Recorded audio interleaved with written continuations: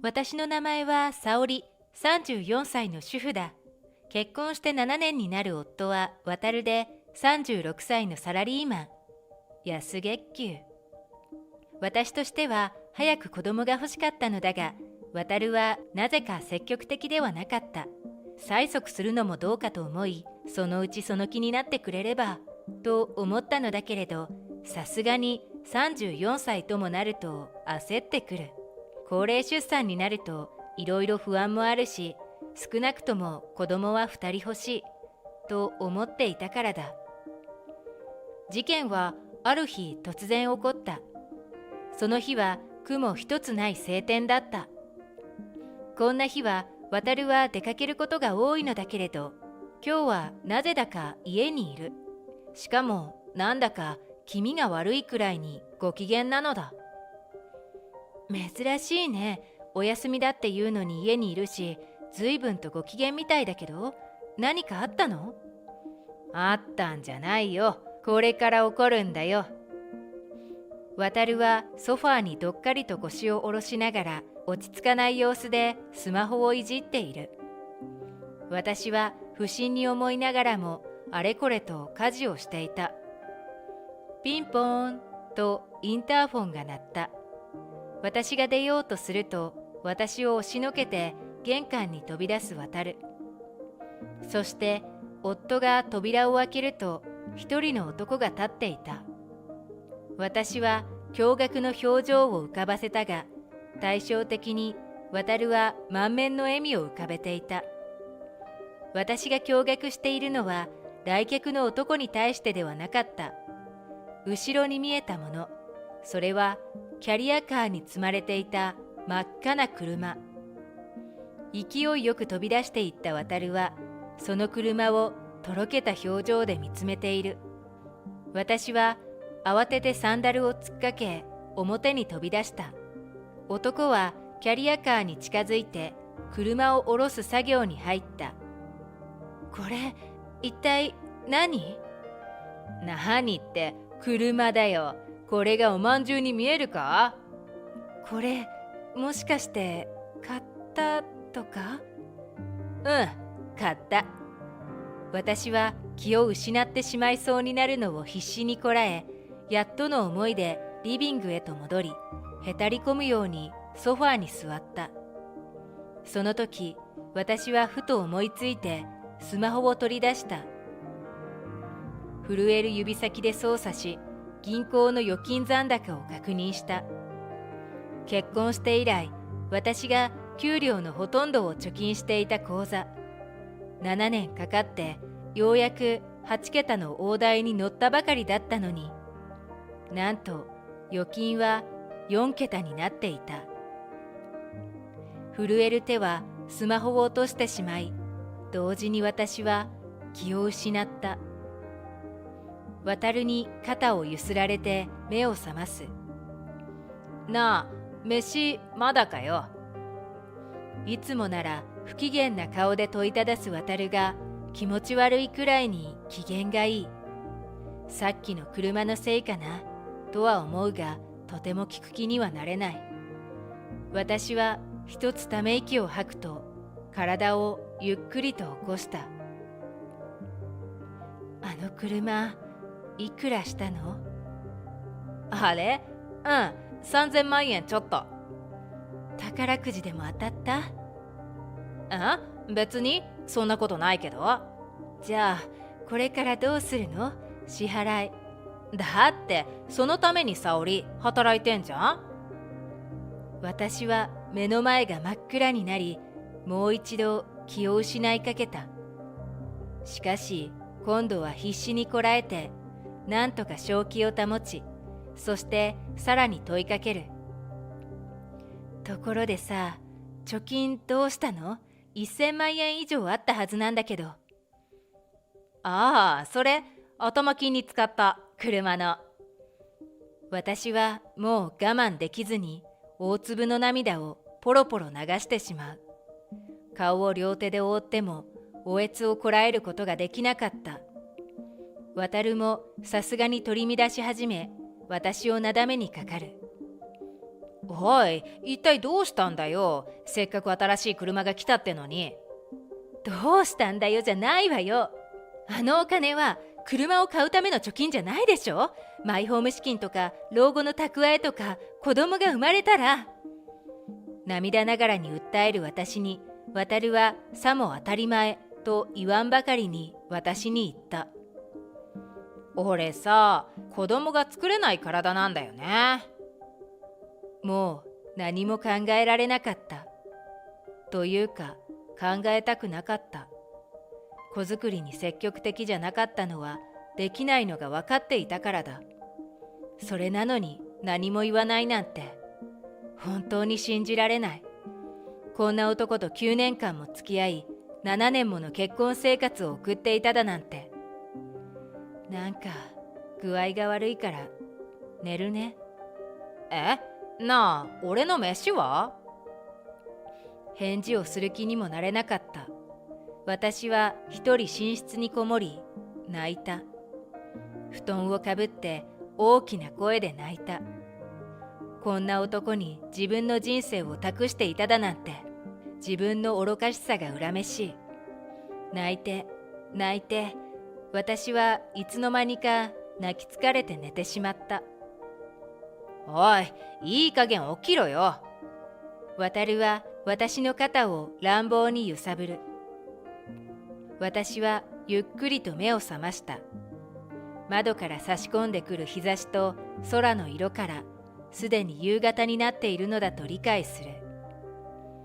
腹が減ったって言ってるだろ。さっさと飯を作ってくれよ。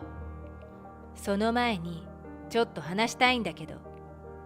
鬼気迫る私の態度にちょっと気後れした夫はしぶしぶベッドの端に腰を下ろした。3000万円だっけ、あの車。で、貯金から頭金の1000万円払ったの？そうだけど、そのくらい頭金を入れておかないとローンきついだろ。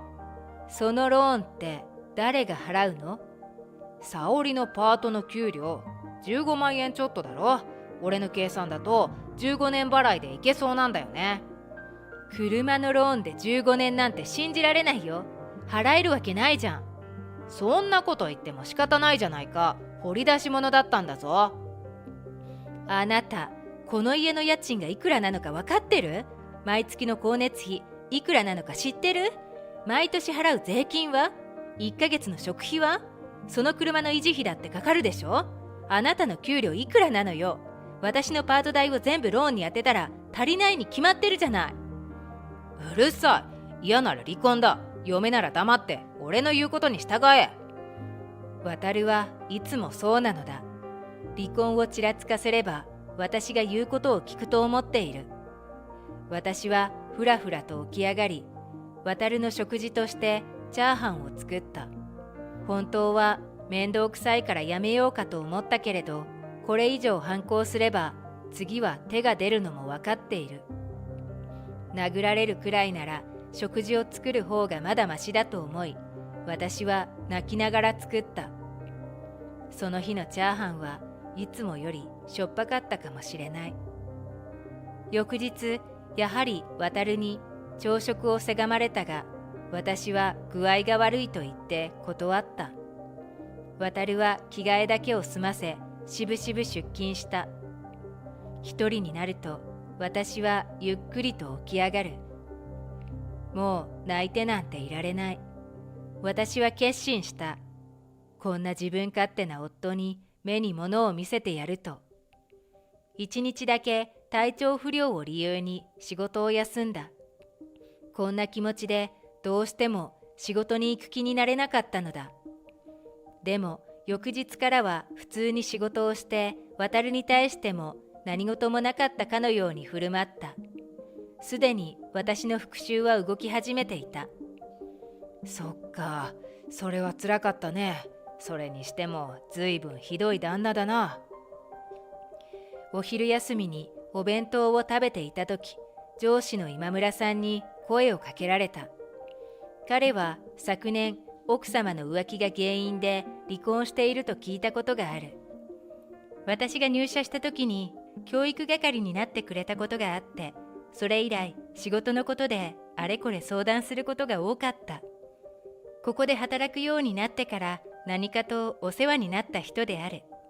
もっともプライベートな話をしたのはこれが初めてで、いつもは仕事に関する相談に乗ってもらっていたのだけれど、私もここまでひどい人だとは思ってなかったので、目に物見せてやりたいんですけど、どうしたらいいのかわからないんですよね。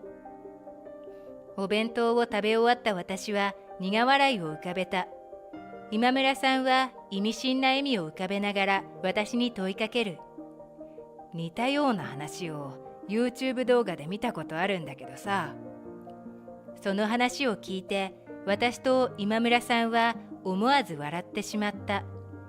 思いもつかなかった方法だけど、それなら私にもできると思う。勝手に高価な車を買ったことも許せなかったのだが、それよりも許せなかったのは不妊体質である事実を隠していたことだった。この7年間がとんでもなく虚しく思えたが、私は前に進むと決めたのだ。私のパートは毎月15日が給料日だ。これまでもずっと給料明細を渡に見せてきた。それはこれからも変わらない。あと数ヶ月だけど。給料少ね、ご苦労さん。明細書を見せるたび、渡は鼻で笑うようになった。おそらくそれをローンの返済に充てると思っているのだろう。最後に私が笑う日を想像しながら、こみ上げる怒りの衝動を必死でこらえる。渡は毎日のようにその車に乗り、休みの日などは一人で一日中乗り回していた。最初のうちは一緒に乗らないかと誘ってきたりもしたが、とてもじゃないがそんな気にならなかった。俺がいない時に勝手に乗るなよなんて渡は言ってたけれど、そんな気はさらさら起きない。近所迷惑になるほどの爆音を立て、ガソリンを垂れ流して走るような高級車、乗ってくださいと言われても乗りたくない。それにどこかにすったりでもしようものなら、何を言われるかは想像がつくからだ。私は日々復讐の準備に余念がなかった。と言ってもそれほど大掛かりな準備は必要ない。会話は必要最小限になり、寝室も別にしたくらいだろうか。家庭内別居、仮面夫婦、まさか自分がこんな人生を歩むなんて信じられない。でもそれは間違いなく現実で、毎日毎日とてもつらかった。心も体も引きちぎれてしまいそうになる。1ヶ月、2ヶ月、3ヶ月が過ぎ、ようやく待ちに待った時がやってきた。重要書類在中とスタンプされた A4 版封筒。私はそれを手に口角をわずかに上げる。これまで何度か来ていた督促のハガキを渡に見つからないように隠して捨て、とうとう手にしたこれで渡に思い知らせてやることができる。私は思わずほくそ笑んだ。我ながらこんなことができるなんてちょっと呆れていたりもした。でも私はずっとこの日のために身を削る思いで待っていたのだ。その日、私はソファーに座って渡の帰りを待っていた。一通りの荷物はまとめ、すでに別の保管場所へと移してある。あとは足元に置いてあるこのスーツケースだけ。思い返せば、その時は楽しいと思った思い出も色あせていくばかり。小さくため息を吐いた時、渡が帰ってきた。ただいま、飯できてる？作ってないわよ。なんでだよ。サクッと食べてまた走りに行くつもりだったのに。私は渡と視線を合わせることもなくスマホをいじっていた。それが気に入らなかったのだろう。渡は威圧的な声で私を罵り始める。大して稼ぎもないくせに旦那の言うことが聞けないのかよ。そんな好き勝手しているなら離婚するぞ。いいのか？俺に捨てられたら食べていくこともできないくせに、それでもいいならこいつをかけよ。渡は自分の欄に記入済みの離婚届を突きつけてきた。これさえ出せば私が自分の言うことを聞くのだと思っている。なんて浅はかな男なのだろう。私は、分かったわ、と言い記入し始めた。私の手元を見ながら、渡はうろたえ始めた。まさか私が離婚に同意するなんて思ってもいなかったのだろう。声が震え始めた。本当にいいのかよ。お前一人でやっていけるわけないだろ。15万の安月給のくせに。お前は俺の言うことだけ聞いていればいいんだ。分かったら早く飯を作れよ。書き終わると私はそれをきれいに折りたたみ、出しておくねと言ってバッグにしまった。渡は顔を青くしながら小刻みに震えている。そうそう、あなたに郵便が来ていたの、渡しておくわ。そう言って離婚届とは入れ替わりに一通の封筒を差し出した。例の A4 番封筒である。それを手にした渡は慌てて中身を確認したようだが、私はそれに目もくれない。ゆっくりと立ち上がると玄関に向かって歩き出す。そんな私の腕を渡が掴んだ。ちょっと待てよ。これ一体どういうことだ？車を引き取るって書いてあるじゃないか。しかも明日。それはそうでしょうね。だって頭金を払っただけで、ローンは一度も払ってないんだもの。私は給与明細は渡に見せていたけれど、ローンの支払いはしていなかった。食費を切り詰め、最大限の節約をしながら、自分の給料はすべて貯金していたのだ。今日この日のために。ふざけるなよ。安月給のお前じゃ一人でやっていけるわけないのに。あら、そうでもないわよ。ローンに充てなかった私の給料、どうしたと思う？月15万円でも4ヶ月分あれば60万円。当分はどうにかなりそうよ。お前、払ってなかったんだな。どうしてくれるんだよ。今からでも払え。無理やり離婚を突きつけた元夫にそんなことをするほどお人よしじゃないわよ。そうそう、明日内容証明が届くわ。こことあなたの会社宛てに、慰謝料に財産分与に頭金の1000万円きっちりと請求させてもらうから。差し押さえの手続きも取るから逃げられないわよ。頑張って働いて払ってね。それじゃ。私はわずかに口角を上げると再び歩き出した。もう振り返ったりしない。渡はへなへなとその場に座り込んでしまい、情けなくも泣き出してしまったようだ。私は最後の荷物を詰めたスーツケースを手に家を出た。もうここに戻ることはないだろう。離婚のめどがついた私は新しい部屋を契約して少しずつ荷物を運んでいた。まだ本当に最低限のものしかないけれど、会社が正社員登用を打診してきてくれたから、もう少し給料は増えると思う。少しずつ買い揃えていけばいいか。何よりも渡から解放されたすがすがしさが私を心穏やかにしてくれる。その夜、私は久しぶりに熟睡することができた。翌日、車は引き取られていったらしい。納車されて以来、毎日乗り回していたから、ローンは消えるはずもなく。乗れない車に500万以上の借金が残ったのだとか。さらに、私への慰謝料、その他もろもろで、給料の差し押さえをされて、安いアパートへの引っ越しを余儀なくされたため、こっそりアルバイトまでしていると、人づてに聞いた。沙織、頼む。俺とやり直してくれないか？何度も泣きそうな声で復縁を迫ってきたが、私は再構築をする気など毛頭ない。あとは弁護士を通しての連絡でお願いします。それだけ言って私は電話を切り、着信拒否設定をした。事情を知った元義両親が慰謝料の支払いを申し出てくれて、私はそれを受け入れた。おそらく渡が一人で完済するのは無理だと思ったから。後から元義両親が自宅を売ったと聞いて、ちょっと申し訳ないとは思ったけれど。何もかもうまくいきましたよ。YouTube の動画みたいに。見たときは作り話と思ったけど、案外事実を元にしてる動画なのかもしれないですね。いずれにしても君がすっきりしたんならそれが何よりさ。よく頑張ったね。多分今村さんが後押ししてくれたおかげです。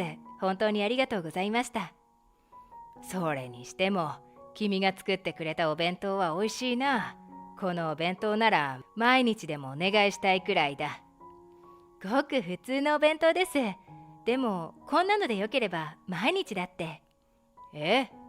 あ、私の手作り弁当が彼のハートをがっちりと抑えたらしい。これを機に私たちは付き合うようになり、そして私のお腹に新しい命が宿った。お互いに2回目だからと内輪だけのお祝いにして結婚式は挙げていない。でも私はそれで十分幸せだった。生まれた男の子はとても可愛い男の子。私は念願の母になれたのだ。智也と名付けた男の子は日々すくすくと成長している。夫は家事も育児も何かにつけ私に気を使って協力してくれた。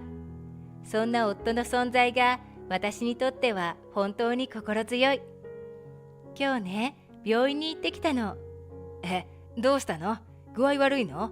それとも智也が？違うの。そうじゃなくて、今度は女の子だったらいいなって。一瞬流れる沈黙。そして彼の顔がみるみる緩んで、沙織、でかした。智也を抱いている私を丸ごと抱きしめて、夫は喜んでくれた。彼と一緒に今度こそ幸せになる。心の底からそう思わせてくれる、とても素敵な旦那様だ。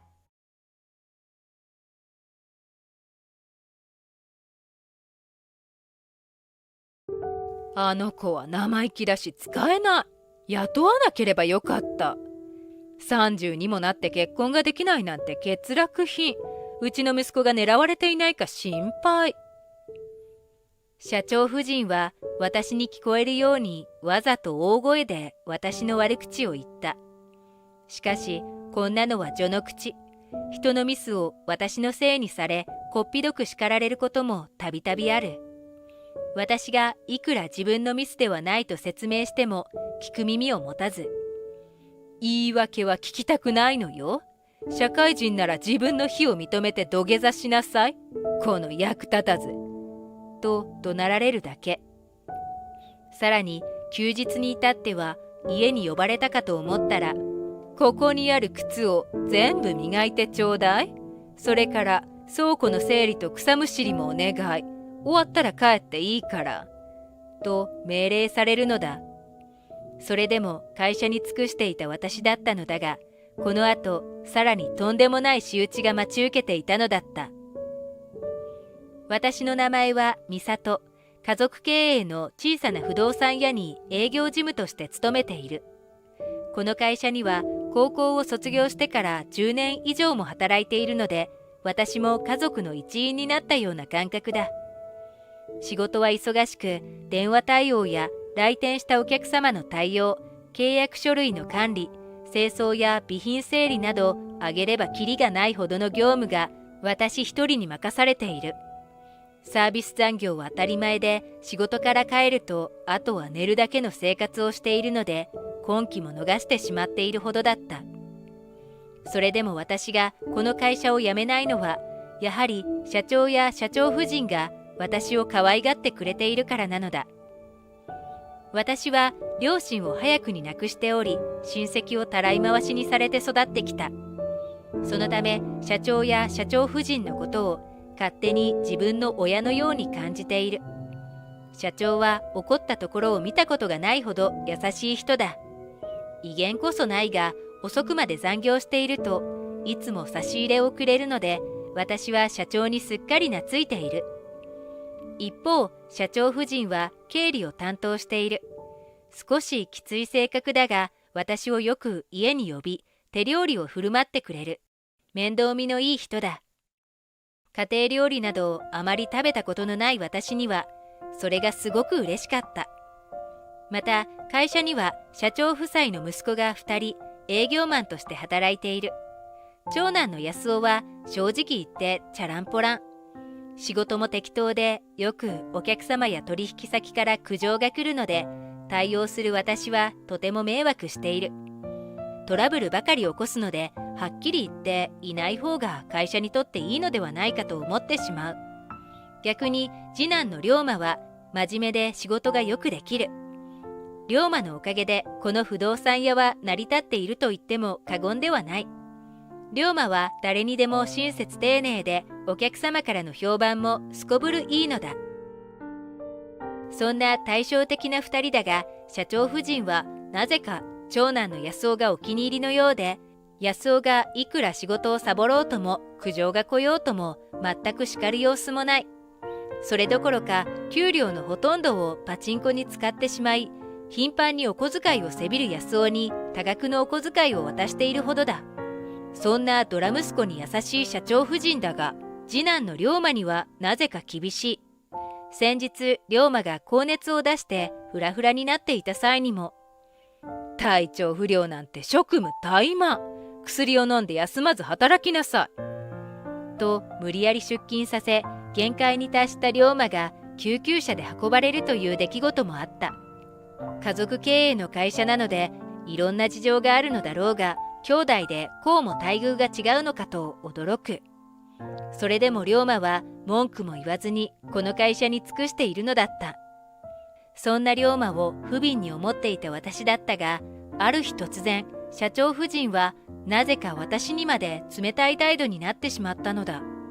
私が社長夫人に話しかけても基本無視されるようになった。また、あの営業事務は生意気だし使えない。雇わなければよかった。30にもなって結婚できないなんて欠落品。うちの息子が狙われていないか心配。などとわざと聞こえるように私の悪口を言っている。さらに安尾のミスを私のせいにしてこっぴどく叱ることもたびたびあった。そして休日に至っては家に呼ばれたかと思ったら、ここにある靴を全部磨いてちょうだい。それから倉庫の整理と草むしりもお願い。終わったら帰っていいから。と命令されるのだ。私が拒否すると、ここ最近のあなたのミスで会社に損失が出ているのよ。これくらいして当然でしょ。自分のしたことを償いなさいよ。とすごい形相で言われてしまった。そのため私は怖くて逆らえず、言われた通り雑用をこなしたのだ。さらに同じく安尾も私に対してありえない態度を取るようになった。私が忙しく仕事をしていると、お前暇だろ、このゲームのレベル上げしといてくれ。と自分のゲーム用携帯を私に渡してきたのだ。仕事中にゲームなんてできません。安尾さんも真面目に仕事をしてください。私がそう言って断ると、俺の言うことが聞けないならクビだな。俺は次期社長だぞ。俺の言うことは絶対だ。と脅してくる始末。そんなめちゃくちゃなことが許されていいのだろうか。私は安尾を注意してもらおうと思い、このことを社長に報告した。すると、それを隣で聞いていた社長夫人が、たかが一社員が私の息子に歯向かうなんて生意気な。あなたは黙って言うことを聞いていればいいのよ。と言うではないか。そんな、ゲームなんてしていたら業務に支障が出ます。もちろん、仕事中はゲームなんてしちゃダメよ。休みの日か睡眠時間を削ってレベル上げをしたらいいでしょ。どうして私がそんなことをしなければならないのですか？絶対におかしいです。私が反論すると、社長夫人は、はい？こっちは給料を払っているんだから、指示に従うのは当たり前でしょ。あなたなんていつ辞めてもらっても構わないのよ。わかったら早く仕事に戻りなさい。と言って私を部屋から追い出した。私は悔しいやら悲しいやらでしばらく涙が止まらなかった。前はあんなに私を可愛がってくれていたのに、なぜこんなひどいことを言うのだろうか。私が部屋の隅で泣いていると、ちょうど龍馬が事務所に帰ってきた。そして泣いている私に気づき、どうしたんですかと声をかけてくれた。私が事情を話すと、ひどすぎる。美里さんはこんなにうちの会社のために頑張ってくれているのに、そんなことを言うなんて。しかも仕事以外のこともやらせようとするなんてありえない。ゲームの件は俺が何とかするから、美里さんは仕事だけに集中してください。と言ってくれた。ご迷惑をおかけしてすみません。助かります。私がお礼を言うと、龍馬は、とんでもない。うちの家族のせいで苦労をかけて本当にすみません。と申し訳なさそうに頭を下げた。そしてそれ以降、龍馬が掛け合ってくれたおかげなのか、ゲームや休日の呼び出しなどはなくなったのだった。しかし相変わらず社長夫人や安尾からの態度はひどいもので、私は仕事に行くのが毎日憂鬱で仕方なかった。そんなある日のこと、私は突然社長と社長夫人に呼び出された。何か重大なミスでもしたのかな。私は不安になりながら社長室に入っていった。部屋に入ると、すまんね、急に呼び出して、と社長が申し訳なさそうに言った。いえ、とんでもないです。それで大事なお話って何でしょうか。気まずそうに下を向く社長の代わりに、社長夫人が、実は私たちの娘が大学を卒業してこっちに帰ってきているのよ。それでこの会社で働くことになったの。と話し始めた。そうなのですね。娘さんはいつから働くのですか。私が尋ねると、今度は社長が、できるだけ早く働いてもらおうと思っている。それで娘の代わりにあなたには今日でうちを辞めてもらいたい。と言ったのだ。どういうことですか。私は社長の言葉に衝撃を受けた。今言った通りよ。あなたには今日で辞めてもらうから。社長夫人が面倒くさそうに言った。そんないきなり言われても困ります。社長、なんとか言ってください。しかし私も反対したんだがね。と話し出した社長を社長夫人が怖い顔で睨みつけた。すると社長は申し訳なさそうに、すまん、もう決まったことなんだ。今月の給料と退職金はきちんとお支払いするから許してくれ。と言った。社長夫人は、娘が帰ってくることが決まってからあなたが自分から退職するようにわざと冷たくしていたのに、あなたって本当に空気が読めないのね。あなたがなかなか辞職してくれないからクビにしたってわけ。退職金が出るだけありがたいと思いなさい。分かったら早く荷物をまとめて出て行って。と言ってドアの方を指さし出て行くようにジェスチャーした。そこまで言われたら私ももうこの会社で働きたいと思えません。ただ引き継ぎなどはしなくても大丈夫なのでしょうか。お世話になった方々にも挨拶をしたいし。引き継ぎなんてしなくてもあなたの仕事なんて誰でもできるから必要ないわ。むしろ大卒の娘の方が低学歴のあなたより仕事ができるはずだから。娘のさやかが会社に来るための準備を早くしたいし、あなたは今日中に出て行きなさいよ。そう言って社長夫人は私を睨みつけた。私は悔しくて怒りが爆発しそうなのを我慢しながら、この会社終わりですね。と小さくつぶやいた。社長は驚いたように、は？この会社が終わりとはどういう意味だね？と聞いてきたが、社長夫人は、ほっときなさいよ。あんな小娘のたわごと聞く価値もないわ。と鼻で笑っている。私は二人に背を向け、無言で社長室を出て行った。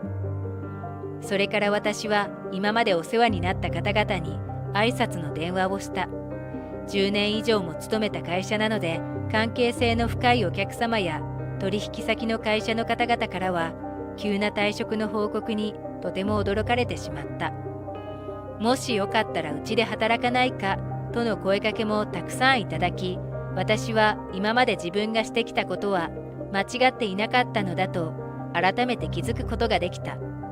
私の仕事ぶりや人間性をこんなにも評価してくれる人がいる。散々尽くしてきたのに、この会社は私をこんなにもあっさりと切り捨てたのだ。こんな会社はきっとすぐに潰れるだろう。今までも私と龍馬がこの会社を支えてきたようなものだ。そんな私を引き継ぎもなく退職させるなんて、後で痛い目を見ればいい。私はそんなことを思いながら荷物を整理し、長年勤めた会社を後にしたのだった。無職になった私はしばらく休息することにした。長いこと仕事ばかりしてきたので、貯金がそれなりに貯まっており、そのお金で旅行でもして癒されようと思ったのだ。それから数日後、私は沖縄に旅立ち、ホテルでゆっくりと海を眺めていると、携帯に電話がかかってきた。番号を見ると会社の番号だ。出てみると安尾が慌てたように、おい、契約書類をまとめたファイルどこやったんだよ。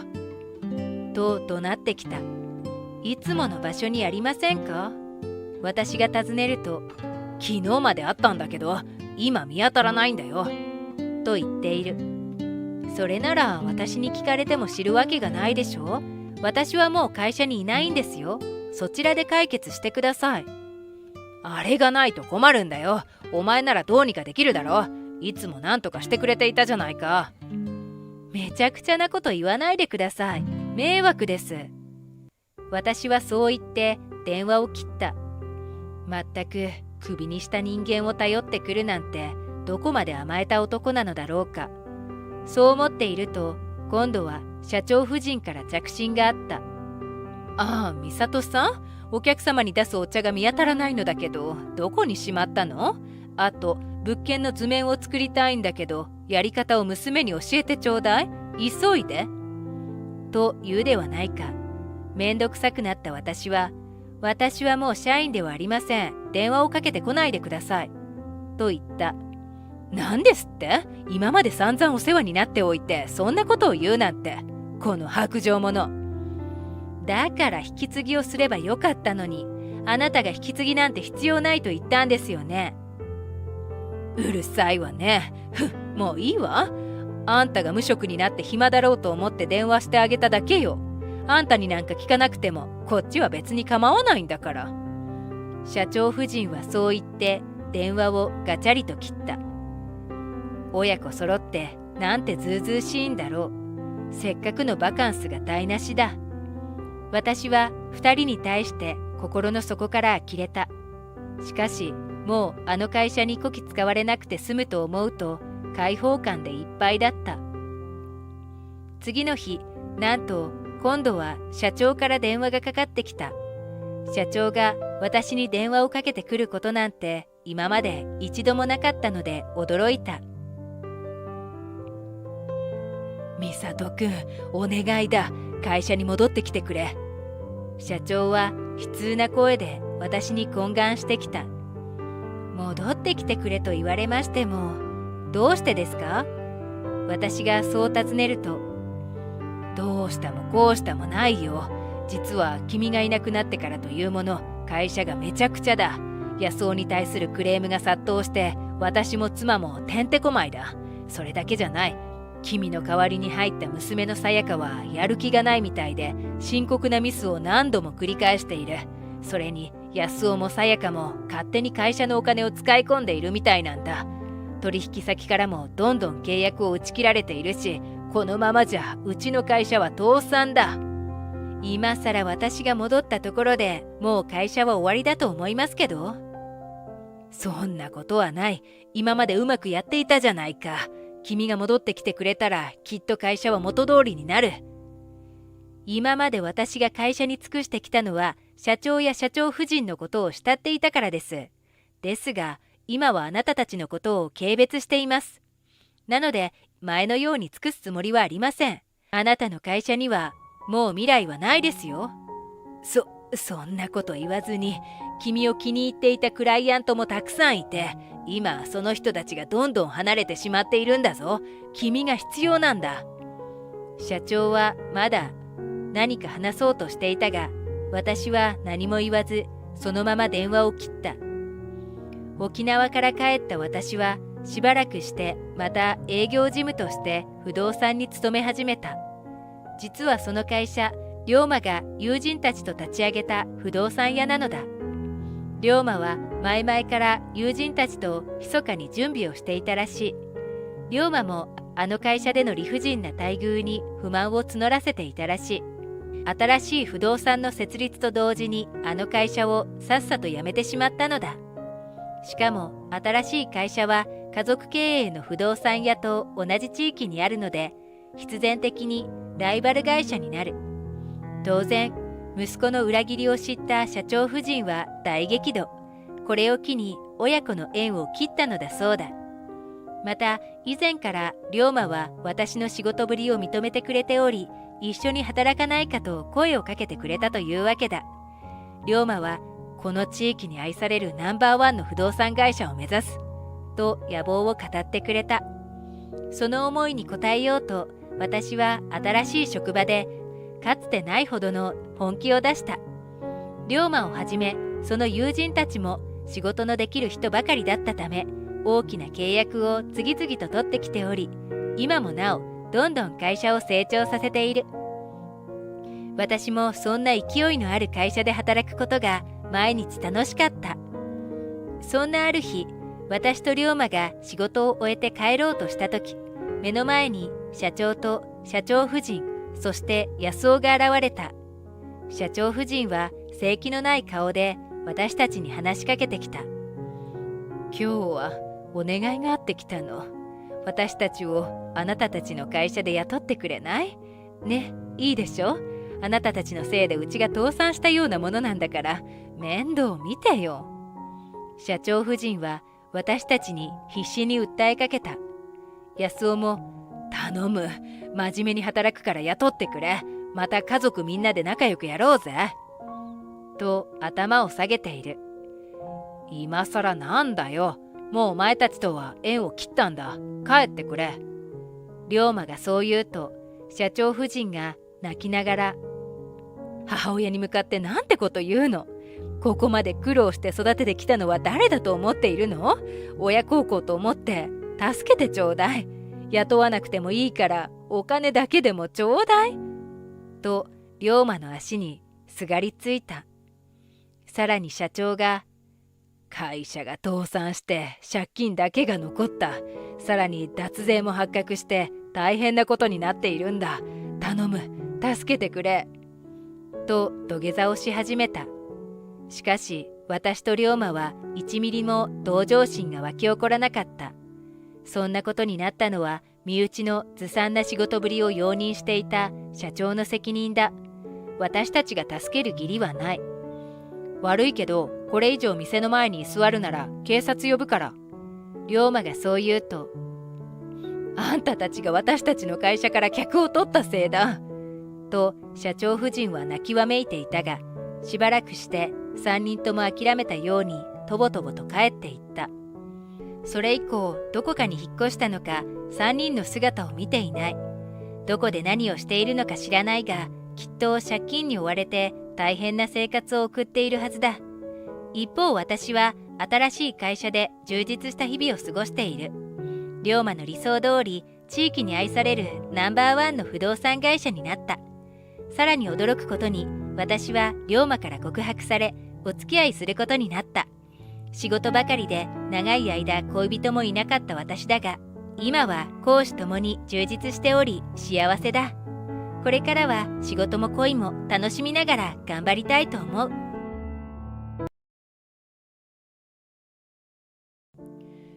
まったく、今まで家に置いてあげただけでもありがたいと思ってちょうだい。これからはあんたの家はこの倉庫。母はそう言って私を暗い倉庫の中に突き飛ばした。キャッ！倉庫のカビ臭い床の上に倒れた私は、入り口に仁王立ちしている母と弟の方を見る。どうしてこんなことになってしまったんだろう。私はこれからずっとこの倉庫で暮らさなければいけないんだろうか。家族から受けたひどい仕打ちに私の心は引き裂かれていた。私の名前ははるか、21歳。大学の芸術学部に通っていて、将来の夢は学芸員。私の家族は父と母、そして弟の3人だ。私の本当の母は私が小さい頃に病気で亡くなっており、今の母は父の再婚相手だ。弟も母の連れ子で、私とは直接の血縁関係はない。弟は20歳で私とは別の大学に通っている。父は私が10歳の時に再婚した。その時から始まったこの義理の母と弟との生活が私にとっては地獄だった。父は大手商社で営業マンをしており、出張がとても多い。1週間くらい家を空けることは常にあり、長い時は1ヶ月も帰ってこない時があった。義理の母は自分の子供である弟のことを溺愛する人で、いつも父が見ていない時や出張中に私のことをいびっては楽しんでいる嫌な人だった。また弟もそのことを知っていて調子に乗って遊ぶのだ。例えば小学生の時はわざと私の筆記用具を隠したりした。そのことを注意すると母を盾にして「まったくお前は姉なのに弟が冗談でやったことも我慢してやらないのか？困った子だね。産んだ母親がろくでもないやつだったんだね。」母はそう言って私の本当の母のことをけなして喜ぶのだった。私は何度も父に相談しようと思ったが、父に声をかけようとするたびに母と弟がずっと監視していて、余計なことを父に吹き込まないように脅してくるのだ。もし父親に言ったりしたらお前をこの家から追い出してやる。家を追い出されたらお前はみなしごだよ。路頭に迷ってホームレスだよ。母はそう言って幼い私のことを脅した。成長してからも母と弟の私への嫌がらせはなくなるどころか、むしろひどくなっていった。大学生になってからも、女が大学なんかに行って何をする気なんだろうね。しかも芸術なんて飯の種にもならないものを勉強して。はるかさん、あんた大学卒業したら私が適当な男を見つけてあげるから、その人と結婚して早く家を出て行ってちょうだい。母はこんなことを言って、ギャーハハ、はるかはブサイクだから嫁のもらい手なんかねえよ。弟はそう言って笑うのだった。弟も大学に進学しているが、私とは別の私立大学で大学のランクも上だった。何でも母が自分のコネを使って入学させたという噂だが、真相はわからない。父は相変わらず出張が多くて、今月も半月ほど家を留守にしていた。だから家の中は母と弟がやりたい放題で、家事は全くせず私に任せっぱなしだった。私は朝5時に起きて母たちの朝食の準備をし、掃き掃除、ゴミ出し、洗濯とありとあらゆる家事をこなして大学に行き、講義が終わるとすぐに家に帰って夕食の準備、雑用など家政婦のように働くのが日課になっていた。他の普通の大学生のようにサークルに所属したり飲み会に行ったりすることもできず、ただ母と弟の世話のために働いて、夜遅くなってやっと自分の勉強の続きをする生活が続いている。それなのに無神経な母は、はるかさん、何この食事。今日は唐揚げが食べたいって言ったじゃないの。今すぐに作り直してちょうだい。と食事に文句を言ってみたり、洗濯が終わった後にこれ昨日の洗濯物出すの忘れてたの、洗っといてちょうだいね。わざと隠していた洗濯物の山を出してきたりと迷惑しごくなかった。弟も弟で夜の10時頃になってから姉ちゃんカップラーメン食いたくなったから買ってきてなんて子供みたいなことを言い出すのだ。私が自分で買ってくるように言うと母と一緒になって怒り出すのだから全く手がつけられなかった。そんなある日のこと、事件は起こった。季節はもう寒くなってきていて、うちは一足早く石油ストーブを出していた。寒いわね。あらやだ、灯油がなくなってストーブが切れてるじゃない。はるかさん、早く灯油を入れてちょうだい。まったくこのくらい言われなくても気づきなさいよね。そう言って母は私に厳しく言いつける。はい、すみません。私はすぐにストーブの近くに駆け寄った。夕方からつけっぱなしだったため気がつかないうちに灯油が空になっていたのだ。石油ストーブの上にはお湯を入れたやかんが乗せてあった。さっきまでついていたストーブのおかげでグツグツと沸騰している。私がストーブの灯油缶を抜くためにそのやかんを別の場所に移そうと持ち上げた時のこと。ほら、そう掛け声が聞こえたかと思うと、キャー！弟がふざけて灯油を交換している私にタックルしてきたのだった。私はとっさに避けようと思ったのだけどうまくいかず、やかんが宙に舞い上がって中の熱湯が私の顔や体にかかった。痛い痛い。熱湯を浴びて体中の強烈な痛みに私はうずくまる。それなのに母と弟はギャー、このぐらい避けろよ。いやね、さっさと灯油を交換しないからこういうことになるんだよ。びしょびしょじゃないの。すぐに片付けなさい。苦しむ私を目の前にして二人は鬼のようにそう言った。とてもじゃないけど痛みでそんなことができる状態じゃない。私は震える手でスマホを探すと自分で救急に電話して助けてもらった。この事件に父は驚いて出張先から帰ってきたのだけれど、母と弟は長年培ってきたごまかし術で父を言いくるめて、私が熱湯をかぶったのは不慮の事故だったということにしてしまった。本当は弟がふざけて故意にやったくせに。その後しばらくの入院を経てなんとか退院できたのだが、家に帰ってきてからも私は精神的なショックとやけどの後遺症でなかなか思ったように家事ができなかった。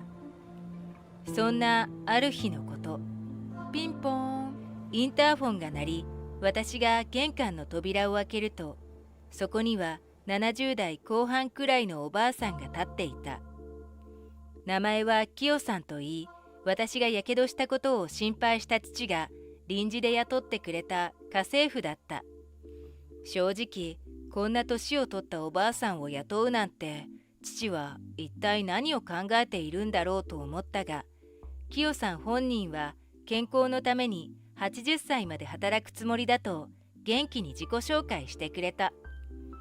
弟と母はこのキヨさんのことを面白がって、まあ80歳近くになっても働かなきゃいけないなんて低所得者なのね。あんな風にはなりたくないものね。あんなババア動きが遅くて迷惑なのによ。親父も余計なことしやがって。そんなことを本人に聞こえるように大声で言っては笑うのだった。私が申し訳なくなって料理を作ってくれているキヨさんに謝ると、大丈夫ですよ。あなたのお父さんとはちょっとした知り合いなの。お父さんが出張から帰ってくるまで私が家を守る約束ですからね。そう言ってニコニコと笑った。それから父の出張の間は私と母と弟、それに家政婦のキヨさんの暮らしが始まった。だが弟はキヨさんが老眼なのをいいことに、わざと調理器具を隠したり、足を引っ掛けて転ばせようとしたりして、変わらずやりたい放題だった。また母も食事の味付けが薄い恋とか、老人は動きが遅くて目障りだなど、明らかにモラハラ発言をキヨさんに向けてするようになってしまった。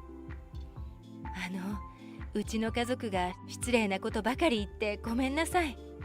私がそう言って謝ると、キヨさんは全く気にしていない様子で、大丈夫ですよ。それよりもはるかさん、教えてほしいことがあるんだけど。そう言うと、エプロンのポケットからスマートフォンを取り出した。息子に LINE のアプリをインストールしてもらって使えるようにしたんだけれど、どうやって写真を送ればいいのかわからなくて。そういうキヨさんに、ああ、それならここですよ。そう言って LINE などのアプリやカメラの使い方を教えてあげた。仲良くなって話してみると、キヨさんは今は旦那さんと2人暮らしで、本当は働かなくても暮らしていけるそうだ。けれどそれでは生活に張り合いがなくなるので、趣味で家事手伝いのバイトをしていたところ、父に声をかけられ我が家に来ることになったという話だった。明るくて優しいキヨさんの姿を見て、毎日母と弟に振り回されている私の心は少し和んだ。ところが私のこんな日々にまた事件が起こったのである。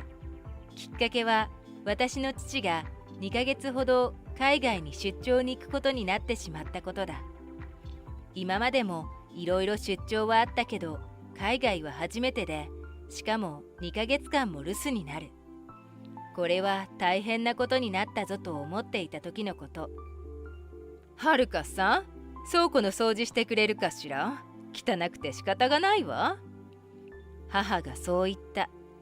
倉庫は庭の隅にあり、使わなくなった自転車や工具とかいろいろなものが乱雑に中に入っていた。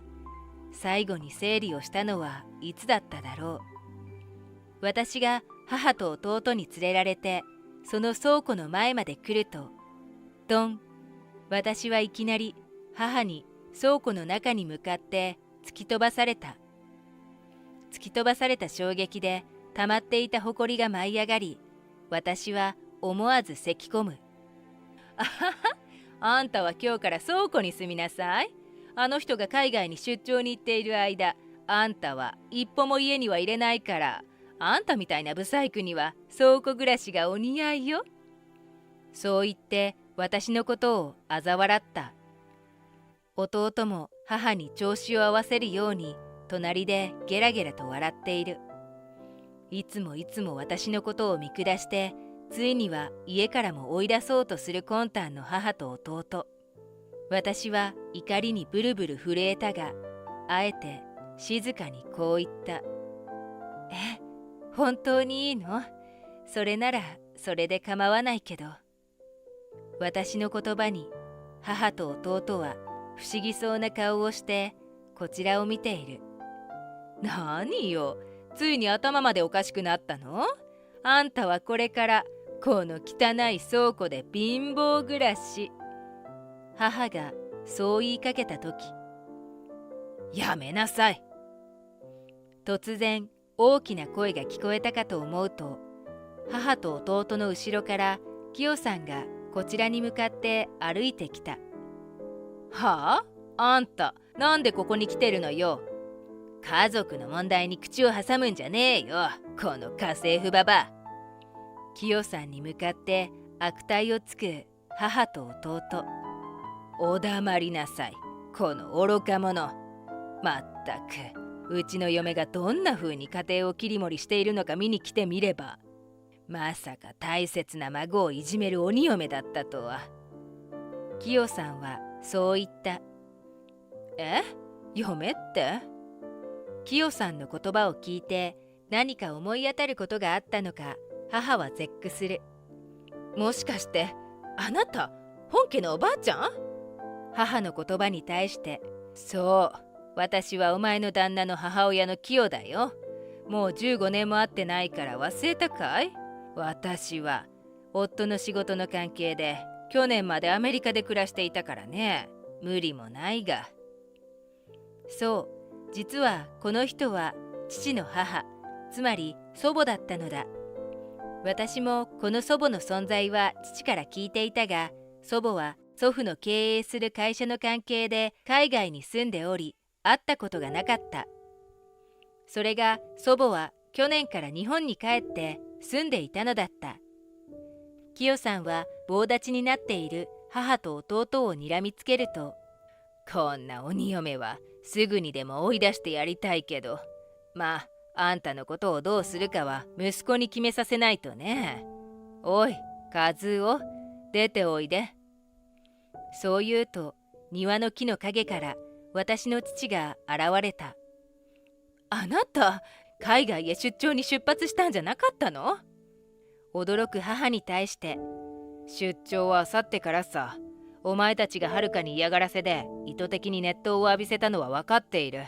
だけど、お前たちはいつも俺が見ていないところで娘をいじめているから証拠がない。だから母さんと相談して、母さんに家政婦のふりをして働いてもらって、お前たちのいびりの証拠写真を集めてもらったんだ。父はそう言って母と弟に向かって怒って言った。そうそう、せっかく証拠写真を集めようと思ったんだけど、スマホの使い方を忘れてしまってね。でもはるかに教えてもらったおかげでちゃんと写真も撮れたよ。キヨさんはそう言うと、エプロンから取り出したスマホをみんなに向かって見せた。そこには母と弟が私やキヨさんに向かって罵詈雑言を浴びせたり、軽い暴力を振るっている証拠写真や動画、音声が記録されていたのだった。なんとキヨさんは私がスマホの使い方を教えてあげた後、スマホの機能を利用して証拠を集めて父と弁護士に送っていたらしい。嫁入り前の娘の体に熱湯を浴びせたりして、これは犯罪だよ。慰謝料をたんまり請求してやるから覚悟しなさい。キヨさんはそう言って母と弟を叱りつけた。すると、あなた、ごめんなさい。私、前の奥さんとあなたの子供であるはるかさんに嫉妬してしまって、どうしても自分が止められなかったの。だから、弟の信行に相談して、ちょっといたずらしてやろうと思って。母はそう言って弁解した。そうだよ。俺は熱湯をかけるなんて危ないと思ったけど、母さんがやれって言うから仕方なくやったんだ。弟は自分は悪くないと必死に言い訳をする。うるさい。俺がいない時にやりたい放題やって、現に今日だってはるかを倉庫に閉じ込めるつもりだったんだろう。父は猛烈な剣幕で怒り、今回の件で俺はもうお前には愛想が尽きた。俺の大事な娘に手を出したりして離婚して慰謝料請求する。父は母に向かって怒鳴った。あなた、やめてちょうだい。あなたに捨てられたら私はどうやって生きていればいいのよ。母はそう言って父にすがりつき、父さん、悪かったよ。謝るから機嫌を直してくれよ。弟はそう言って調子のいいことを言っている。そんな母と弟に向かって、うるさい。私の目が黒いうちは、あんたたちはもうこの家の敷地には一歩も入れないよ。キヨさんがそう言って一喝した。結局その後、母と弟は家を出て行き、私との家族の縁はなくなった。離婚した挙句に多額の慰謝料を請求された母と弟はお金に困って、今はパートやアルバイトをして食いつないでいるらしい。安いボロアパートに住んでいるが、弟の大学の費用も払えず、とても生活に困っているようだ。でも、はるか、なんでお前倉庫に住めと言われた時にそれでもいいと言ったんだい？ある日の午後、テレビ電話で話す祖母のキヨさんは私に質問した。ああ、それはだってこの倉庫の中にはお父さんが大事にしている有馬焼のコレクションがあるんだもん。今度大学の論文で焼き物について書かないといけないから倉庫に住めと言われたついでにここで研究しようと思っていたんだけど。有馬焼ですって？まあ。キヨさんは驚いて、うわ、俺のコレクションがあそこに隠してあること、はるかにはバレていたのか。隣にいる父はもっと驚いている。そう、あの倉庫の中には父のコレクションの骨董品が隠してあるのだ。父は焼き物や刀剣を集めるのが趣味なのだが、美術など全く理解できない母に捨てられたり、やんちゃな弟に割られたりするのではないかと心配して、あの埃だらけの倉庫の中にこっそり隠していたのだった。その中には1枚30万円以上もするお皿や100万円以上する壺などもあるのだ。実はある時そのことに気がついた私は、母に閉じ込められたチャンスに大学の論文の題材としてこの有馬焼を鑑賞しようととっさに思った。だから倉庫暮らしをしろと言われた時に、まあそれでもいいかと思ったのだ。まあ今となっては笑い話だが。私の話を聞いて父もテレビ電話の向こうの祖父母もみんな笑っていた。私はその後面倒な母と弟の世話からも解放され、学芸員になるために毎日勉強に励んでいるところだ。だけど一番驚くべきなのは、スマホの扱い方を覚えたキヨさんが写真投稿 SNS に秘伝の漬物の作り方を投稿してプチバズり、それがテレビに取り上げられたことだろうか。私にとってキヨさんは何でもできるスーパーおばあちゃんだ。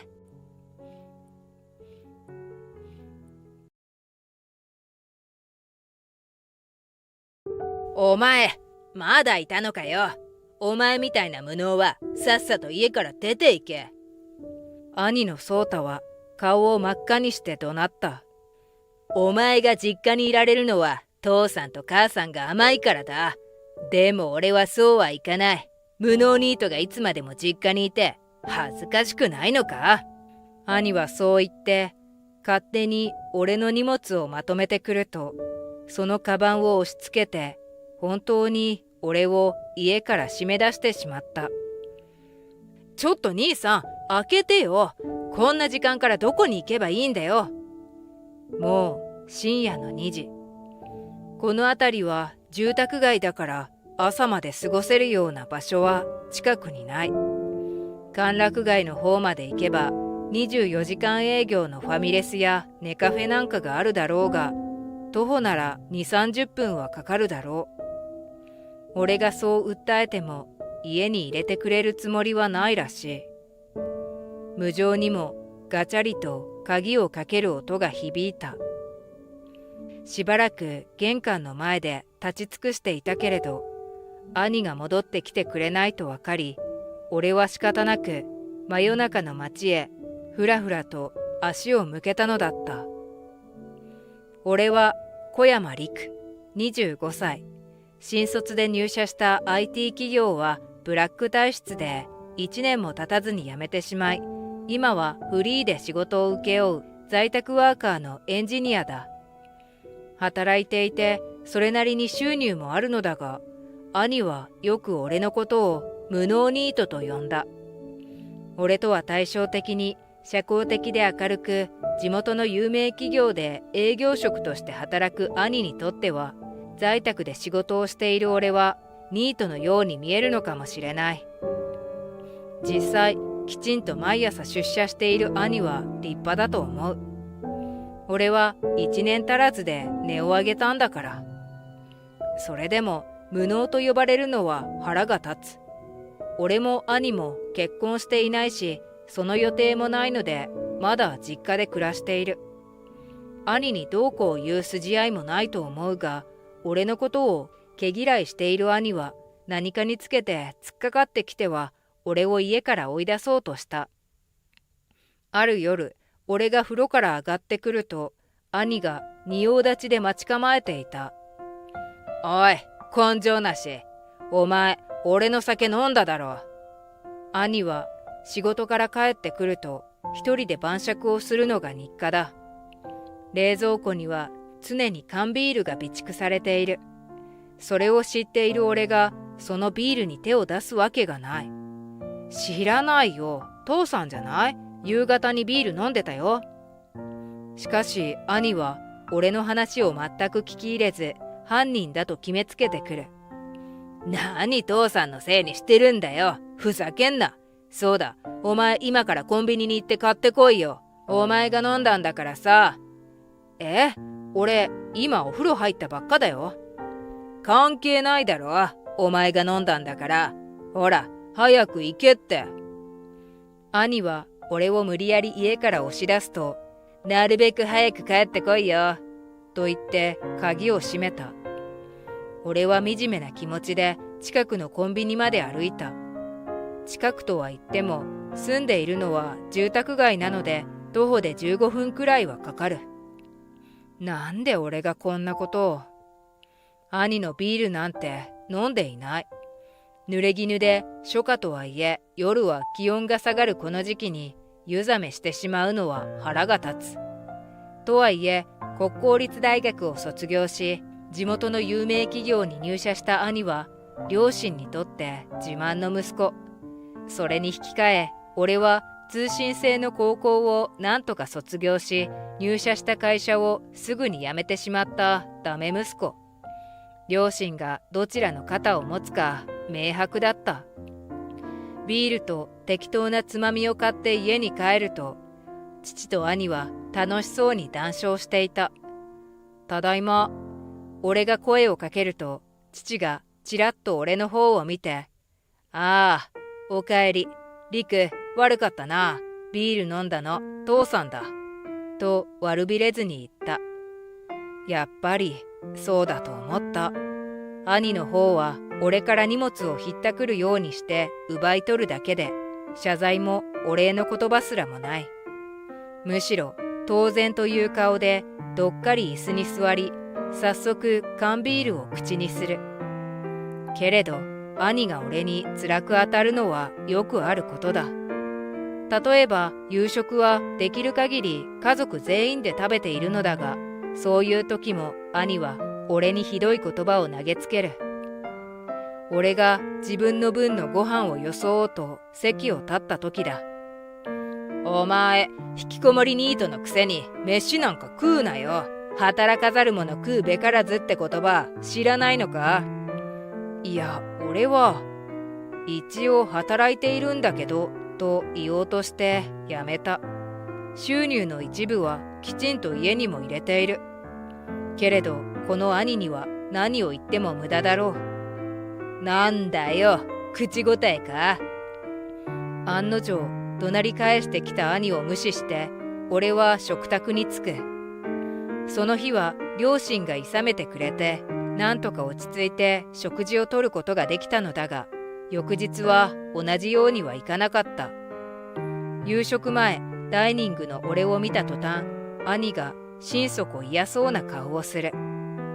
俺の視界に入ってくんな、極つぶしが。理不尽に怒鳴られ、俺もイラッとする。一緒に暮らしているんだから仕方ないだろ。なんだよ、逆らうのか？どうせ会社で嫌なことでもあったのだろう。仕事でのストレスがたまると、兄は必要以上に強い言葉で俺を罵った。その日は少なくとも俺が家にいるときは顔を見せんなと叫び、俺のことを突き飛ばしたのだ。ムカついたけれど、こういう時は俺が折れるしかない。俺は夕食を諦めて自室にこもり、パソコンに向かった。一食くらい抜いたって別に問題ない。そう思って俺はあまり深刻に考えていなかったのだ。だが兄の怒りはこんなものでは収まらなかった。夜中、喉が渇いて水を飲むために部屋を出ようとして異変に気づいた。部屋の扉が開かない。焦って何度かドアノブをガチャガチャと回してみるが、扉の向こうで何かが引っかかっていて押し開けられなかった。誰かが意図的に部屋から出られないようにしたとしか思えない。そしてこんなことをする身内は兄くらいしか思いつかなかった。俺は自分の部屋をぐるりと見渡し、他に出られそうな場所を探す。けれど扉は一つで、他には掃き出し窓が一箇所あるだけだ。窓からベランダに出れば兄の部屋に移れるが、鍵がかかっているだろうし、何より俺を閉じ込めた張本人である兄が俺をおとなしく通すとは思えない。少なくとも今夜中はここから出られないかもしれない。そう思うと急に喉の渇きが耐え難いほど強くなる。そこで俺は強硬手段を取ることにした。家の鍵を持って部屋を伝って庭に降りて、玄関から入れば問題なくキッチンにたどり着ける。何もそこまで無理しなくてもと思うかもしれないが、このまま兄に屈するのが嫌だったのだ。閑静な住宅街の一角で息を潜めて四つん這いで屋根を伝って歩くのは、客観的に見ればさぞ滑稽だろう。なんとか地面に降り立ち、家の鍵を開ける。起こさないよう慎重に廊下を歩き、キッチンでグラス一杯の水を飲んだ時は変な達成感があった。自分の部屋の前まで行くと、扉と廊下の壁の間につっかえ棒が設置されていた。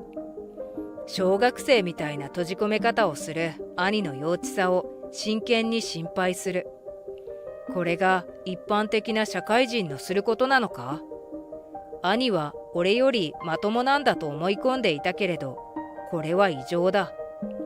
俺はつっかえ棒をそっと持ち上げ、たまたま外れたみたいに廊下に転がして自室に戻った。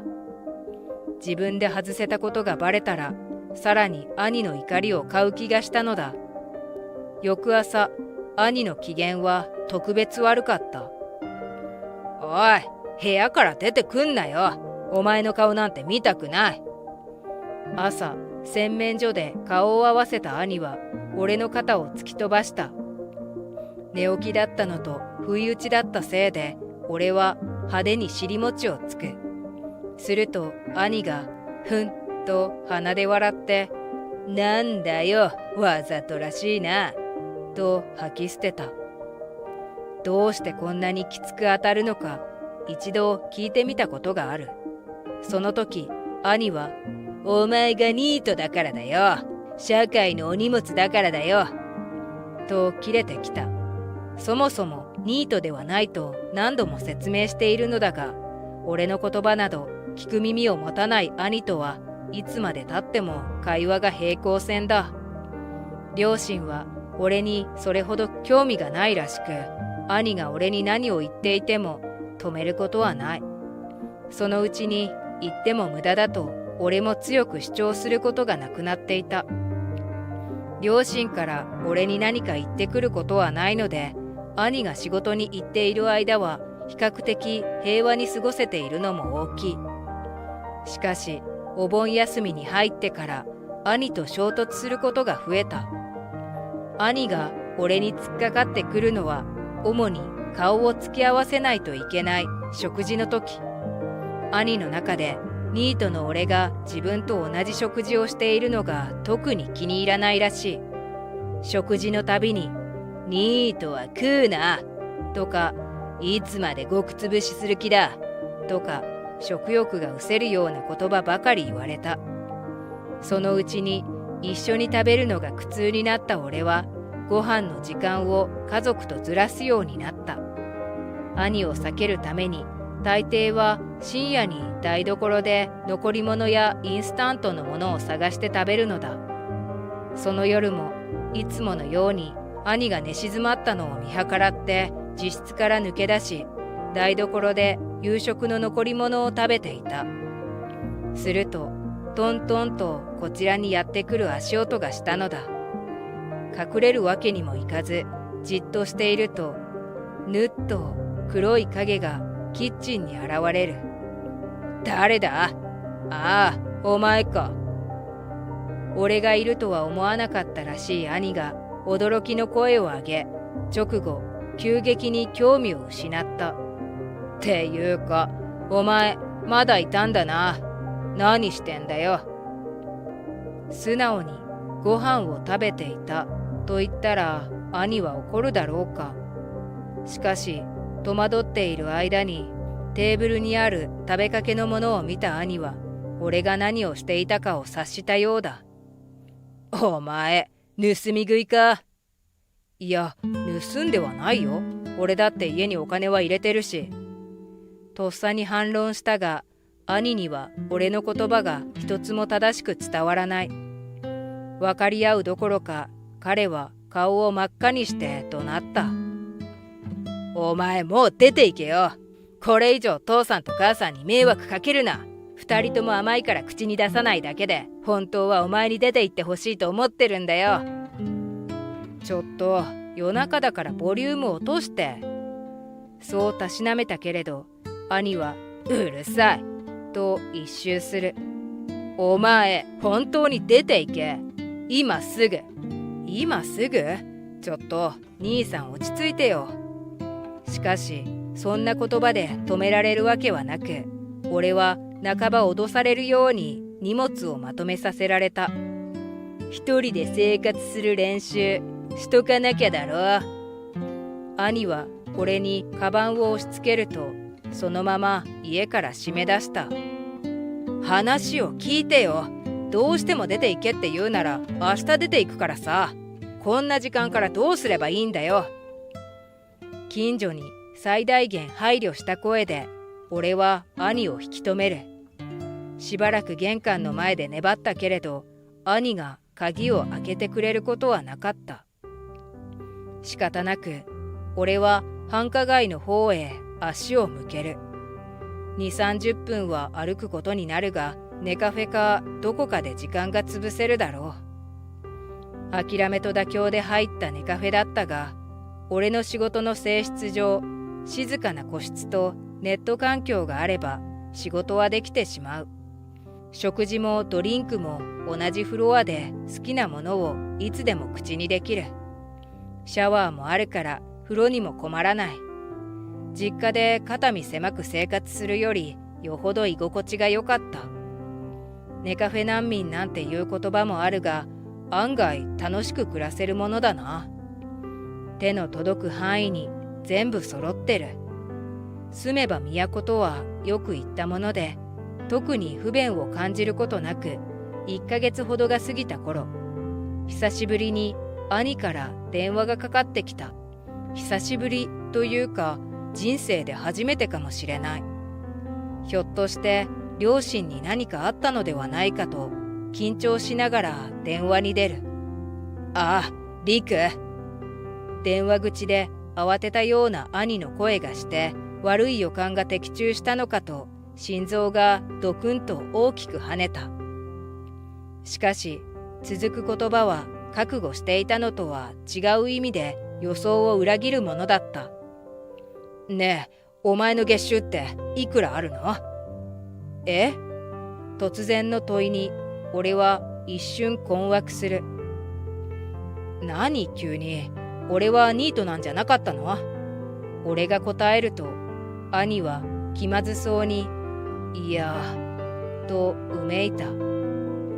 実は母さんに聞いたんだよ。お前が毎月家にいくら入れてたのかとか。なんで？当然の疑問だ。今までいくら言っても耳を貸さなかったのに、どうして突然俺の収入なんて聞いたのか。いろいろあってさ、ちょっとまとまったお金が必要になったっていうか、まあ家族なんだし助け合わないといけないっていうか。兄の言葉はどうも歯切れが悪く、いまいち状況が飲み込めない。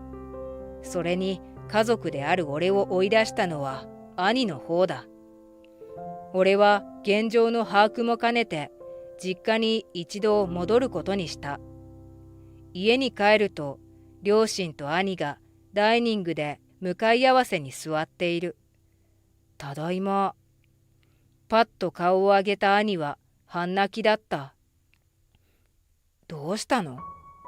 こいつが暴力沙汰を起こしたんだ。え？話を聞くと、会社の飲み会で泥酔した兄が後輩の女性に手を挙げてしまったらしい。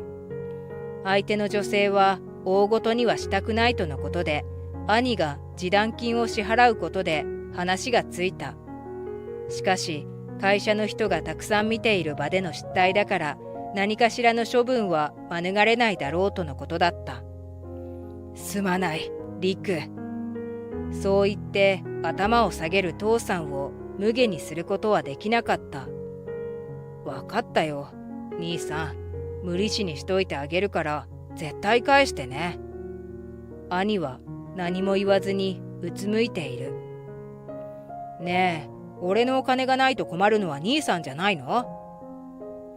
俺が語気を強めると、兄はものすごい目つきで俺を睨んできた。何なんで睨まれてるの？俺、兄さんのために貯金を崩そうっていう優しい弟なのに。日頃の恨みもあって、つい嫌味っぽい口調になってしまう。兄は今にもつかみかかってきそうだったが、そこへ父さんが追い打ちをかけた。たく、とんだ出来損ないの息子だよ。人様に迷惑かけやがって。リークがいてよかったな。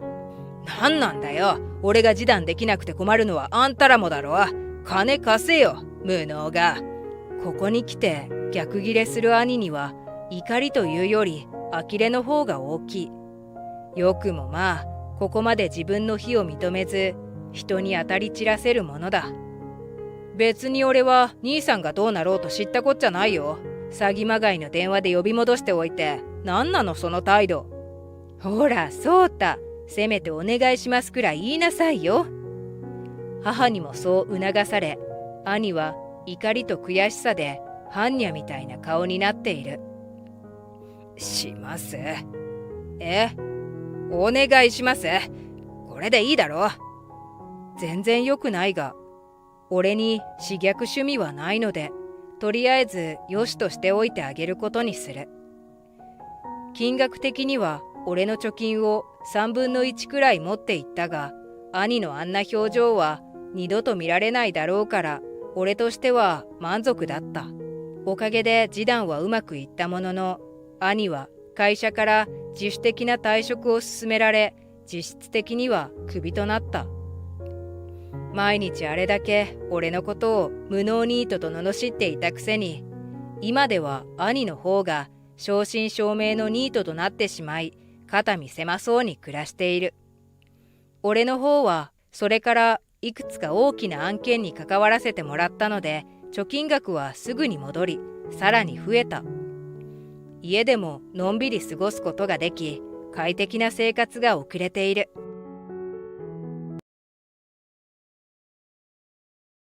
俺の名前はたくま、43歳の会社員だ。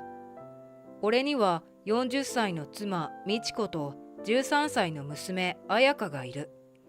娘が生まれた時、俺は感動のあまり大号泣してしまった。この娘と妻のために一生懸命働き、そして2人を幸せにしてやるのだ。俺はひざまずき、両手を組んで神にも誓いたい思いだった。そう、確かにあの時はそう思っていた。15年前、俺とみちこは友達を介して知り合った。同じアーティストの曲が好きだったり、2人とも旅行が趣味だったり、そんなこんなで俺たちの交際は順調に進んだ。料理上手なみちこにがっちり胃袋をつかまれてしまったこともあり、付き合い始めて1年もしないうちにトントン拍子に話は進んで、行くかと思われたのだが、とんでもない障害が発生した。それはみちこの両親だった。たくまくんはどんな仕事をしているのかね。はい、建築現場で施工管理の仕事をしています。そうか、それは大変だな。現場仕事だなんてど底辺の仕事を。お父さん、そんな言い方はたくまに失礼よ。職業で差別なんてするべきじゃないわ。たくまさん、大学はどちらをご卒業なのかしら？慶応を出ています。通信課程ですが。通信？そんな専攻があるの？あ、いえ、通信課程ってネットで授業をするカリキュラムのことです。仕事をしながら勉強できるってやつです。そうなのよ。たくまは高卒で今の会社に入ったけど、仕事しながら勉強もしているのよ。成績だって優秀なんだから。義両親は職業差別や学閥差別の厳しい人だった。通信課程なんてよくわからない義両親は、俺を高卒だと言って見下し、現場仕事の底辺男と決めつけ、美智子との結婚に大反対した。それでも俺は足しげく義両親のもとへ通い、必死に美智子との結婚を許してほしいと頭を下げる。そのうちに美智子の妊娠が発覚し、既成事実ができてしまってはと両親もしぶしぶ承諾したのだった。ジューンブライドに憧れていた美智子の希望を全面的に採用して開かれた盛大な結婚式は、とてもよく晴れた6月の日曜日だった。その年の末、生まれた女の子が彩香だ。自分が父親になった感動に打ち震え、出産の偉業を果たした美智子をねぎらい、すやすやと眠る愛娘の寝顔に家族全員を幸せにするという新たなる決意。前にも増して仕事に打ち込み、充実した毎日を過ごしていた。最初の小さな事件は、彩香が小学校に上がったばかりの頃に起きた。パパの服はどうしていつも汚れているの？そりゃまあ、パパはいつも頑張って仕事するから服だって汚れちゃうのさ。そうなんだ。えっちゃんとかみおちゃんとかお友達のパパはいつも綺麗な服を着ててかっこいいんだけどな。もちろん服が汚れない仕事だっていくらでもある。でも俺にとってこの仕事はとても大切なものだったし、それを妻や娘にも理解してほしかった。しかし成長していくほどに、彩香の父親離れには拍車がかかっていく。それは日頃の美智子の態度や義両親の話にも原因があったようだ。パパ、汚いよ。パパ、臭いよ。パパ、こっちに来ないで。挙句の果てには美智子に、パパと私の洗濯物は一緒に洗わないでよ。と言い出す始末。汚いというのは確かに汚れていた作業着のせいかもしれないが、臭いと言われるのはちょっと心外だった。これでも身だしなみにはそれなりの気を使っている。汚いイコール臭いと認識するせいで、匂わない匂いを勝手に感じていたのかもしれない。まあ、年頃の娘が父親を毛嫌いするようになることがあるのは聞いていたし、それが思春期なのかと俺自身はそれほど気にしていなかったのだが、むしろそんな彩香を一度も咎めようとしない美智子の態度の方が気になっていた。彩香が6年生になった年の夏休み、美智子と何やら楽しそうに話をしていた。なんだかずいぶん楽しそうだな。何の話をしているんだ？ああ、気にしないで。あなたには関係ないわ。ちょっと旅行に行くだけよ。旅行？関係ないってずいぶんと冷たい言い方だな。仕方ないじゃない。だいたいパパは呼んでないし、呼んだって来ないでしょ。どうせお仕事だって言って。まあ今週末は出張だしな。行けないけど。だと思った。別にいいけどね。いつも汚れてる作業服のパパなんて恥ずかしくてみんなに見せられないよ。可愛い娘の言うことでもだんだん苦笑いでは済まなくなってきている。仕事の方が順調にいっていることだけがせめてもの救いだった。美智子も彩香も万事この調子で、俺は義両親のところに行けばもっと肩身が狭い。たくまくんはまだ現場仕事なのかね。はい。今かかっている現場がもうじき落成するんですよ。毎日かなり忙しいみたいだけど、なかなか昇進できないのね。すみません。ほんとよ。いつになったら課長とかになってくれるのかな。この時隠していた真実を話したら、4人の対応は変わっていたかもしれない。だが俺は今がその時だとは思っていなかった。もっと事態が進んで、いよいよそんな時が来るまで黙っているつもりだったのだ。彩香は一流の私立小学校に入学させて、中高大とエスカレーターで進学させる。それは義両親が俺に出した美智子と結婚する条件。そのために俺はしゃにむにになって働いた。毎日が必死だったのだ。幸い彩香は学力的な問題はなく、あとは俺が金を出せるかどうか、そんな状況。そして彩香が中学3年生のある日、怒涛の展開が幕を開ける。珍しく美智子と彩香が口喧嘩をしていた。どうやら美智子が彩香の部屋に勝手に入り掃除をしたのが原因らしい。そこで彩香の彼氏の存在が発覚することになったという。どうして私の部屋に勝手に入るの？やめてよってこの前も言ったよね。それはそうだけど、でも彩香がちゃんとお掃除しないから。いいの、散らかってたって。どこに何があるか分かってるんだから。彩香、そんなに怒るなよ。ママだって彩香のためを思ってしたことだろ。土底辺の現場作業員が何言ってんの？私、お前を父親だなんて思っていないから。その彩香の言葉に頭が真っ白になった。呆然と立ち尽くし、彩香を見下ろす。俺を睨みつけてくる彩香の冷たい視線。気がついた時には、俺は彩香の方を平手打ちしていた。みるみる赤く染まっていく彩香の方。今にも涙があふれそうに潤んでいる瞳。バカ、作業着汚い。出て行け。不潔だ。お前なんか出て行け。彩香は自分の部屋へと駆け込んでいった。呆然と立ち尽くす俺。そんな俺を鼻で笑い、冷めた視線を投げかけてくる美智子。静まり返った静寂の中で、壁掛け時計の秒針が動く音だけがやけに大きく聞こえた。私たち、離婚しましょうよ。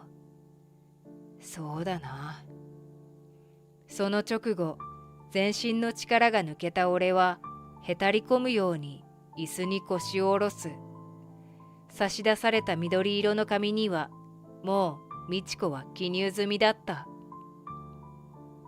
俺は黙って署名捺印し、最低限のものをまとめた。美智子に離婚を突きつけられたことよりも、彩香に出て行けと言われたことよりも、彩香にお前と呼ばれたことよりも、父親だなんて思ってない。その一言が深く深く突き刺さっていた。また後で荷物を取りに来る。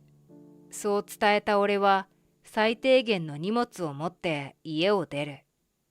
とりあえずその日はビジネスホテルに泊まり、翌日早速新居を探し始めた。即入居できる物件を探し、荷物を運び入れる。狭いワンルームのマンションだった。荷物を取りに戻った家には誰もいなかった。荷物をまとめ終わり、静まり返ったリビングのソファーにどっかりと腰を下ろす。目をつむると、幸せだったあの頃の映像が次々とまぶたの裏に浮かんだ。どこでどう間違えてこんなことになってしまったのか、全く見当がつかない。俺は自分の信じる通り、愛する家族のために精一杯働いてきたつもりだった。でもそう思っていたのはどうやら俺だけだったらしい。誰もいない一人ぼっちの家で俺はしばらく動くことができなかった。数日後、珍しく早く仕事を終えた俺は美智子と待ち合わせをしていた。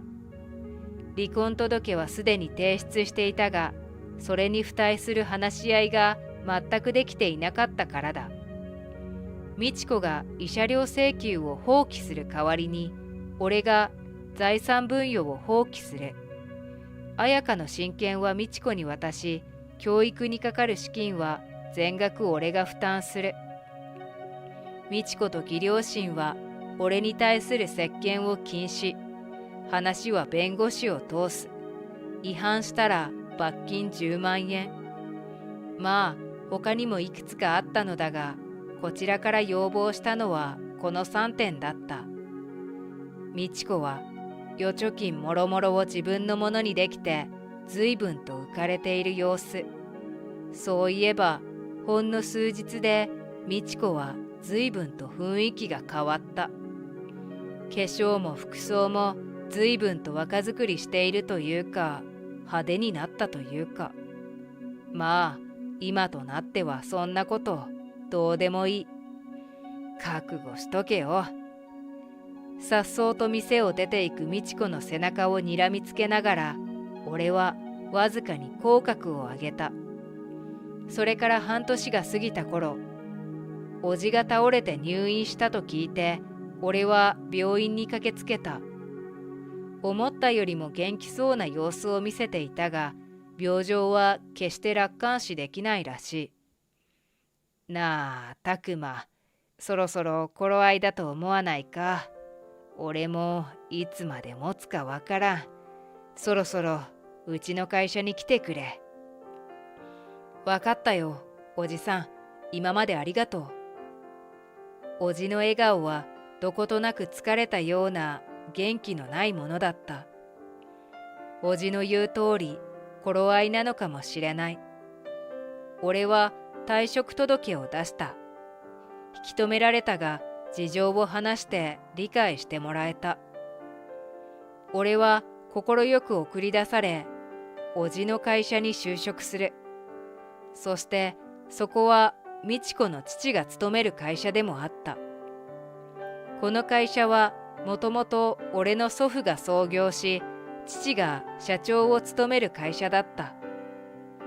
父が若くして病に倒れ、その時高校生だった俺が会社を継げるはずもなく、俺が一人前になるまでの間、おじが俺の面倒も見てくれて、会社の社長を務めていたのだ。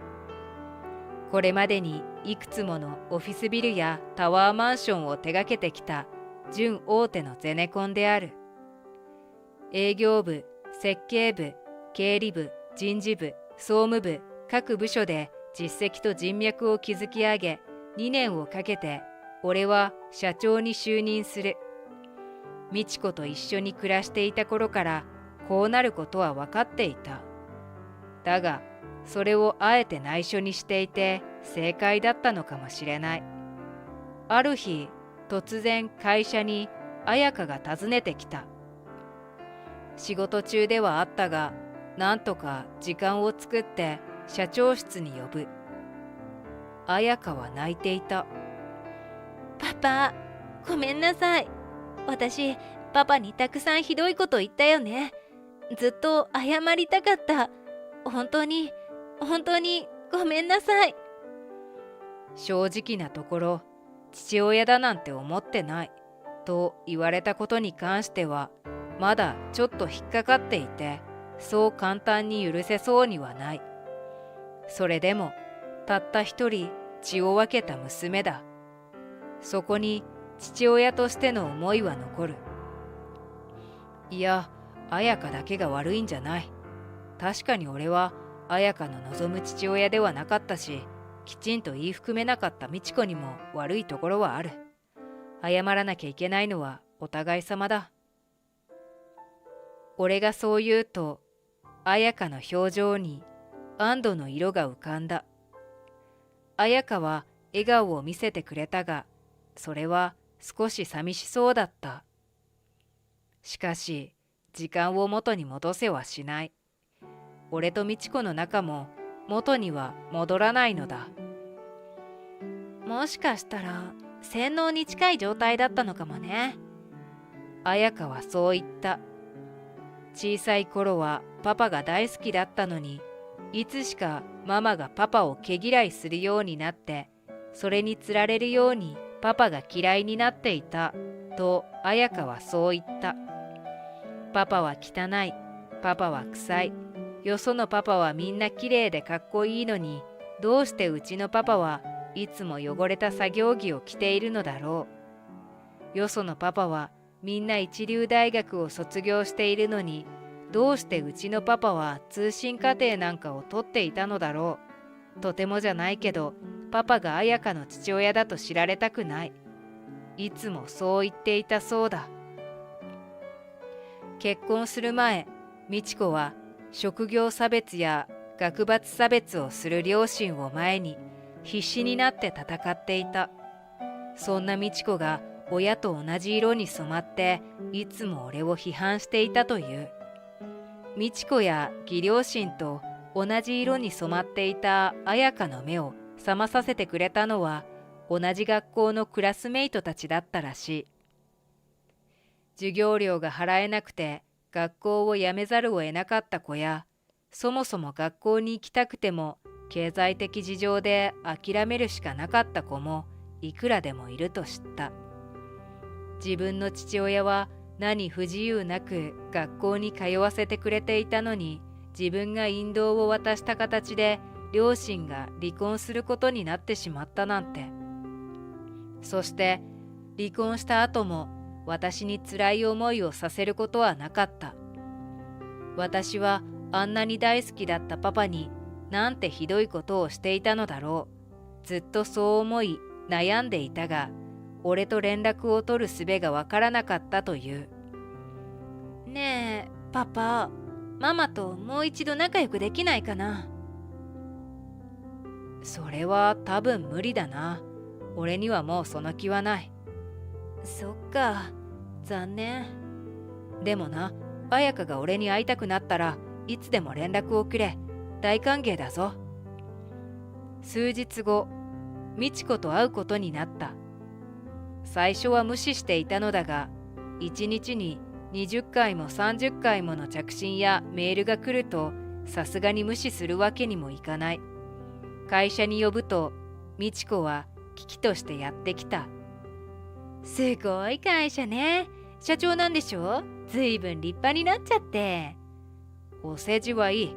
時間の余裕はないんだ。で、要件は？私たちやり直さない？彩香には言ったでしょ。いつでも会いに来いって。だったら私も来てもいいわよね。っていうか、やっぱり一緒に暮らすべきよ。彩香にも言ったけど、俺はもう君とやり直すつもりはないんだ。用事がそれだけならもう帰ってくれ。俺は内線をかけて、お客様がお帰りだと伝える。やがてドアが開き、秘書が入ってきた。一体何が不満なの？私がやり直してあげるって言ってるのよ。もうその必要はないんだ。俺には結婚前提で付き合っている女性がいる。入ってきた秘書が手の甲を、いや薬指にはめられた指輪を美智子に見せる。さすがに美智子も事情を察したようだ。エリコは幼い頃に両親を亡くして施設で育った。学校にもろくに通えなくて、学歴は中卒。夜の店でアルバイトをしながら、それでも頑張って自力でこの会社に就職したんだ。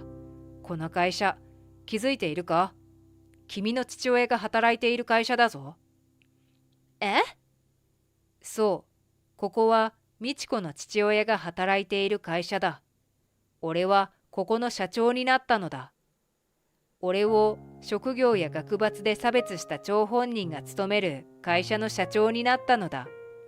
同じように差別されがちな環境から努力し、上り詰めてきたエリコと俺は再婚する。もはや美智子が立ち入る隙間などない。もっとも君の父親がこの会社にいられるのも今日までだがな。なぜ？それってどういうことなのよ。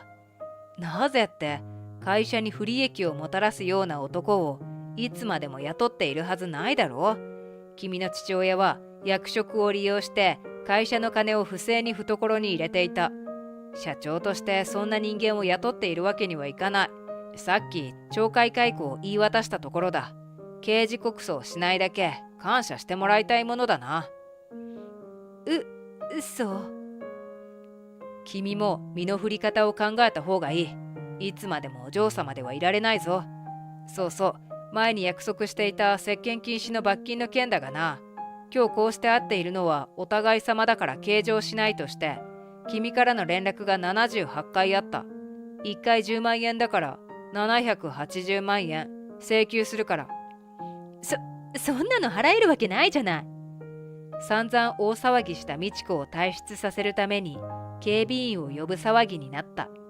美智子が連行されて静かになった社長室で、俺とエリコは顔を合わせて苦笑いを浮かべた。元義父は会社を解雇された。途端に生活に困窮するようになり、就活をするも年齢とプライド、そして前職解雇理由がネックとなり、未だに仕事が見つからないらしい。義母はなんとかパート先を見つけたらしいが、自分が見下していた高卒の年下先輩にこき使われて泣きながら出勤しているのだとか。美智子も美智子で俺との再構築が叶わないことに自暴自棄になり、酒とギャンブルと、そして男に溺れ、すっかりすさんだ生活を送っているという。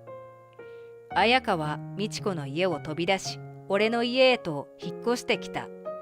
経済的不安もさることながら、口喧嘩が絶えなくなった元義実家に耐えられなくなり、すがりつくような美智子や元義両親の手を振りほどいて逃げてきたのだとか。俺との復縁が叶わないと思い知り、彩香に帰省しようと思ったのかもしれない。そんな母親と祖父母なら見捨てられて当然だろう。ねえ、パパ、本当にいいの？もちろんだ。俺もエリコも大歓迎だぞ。ほんとよ。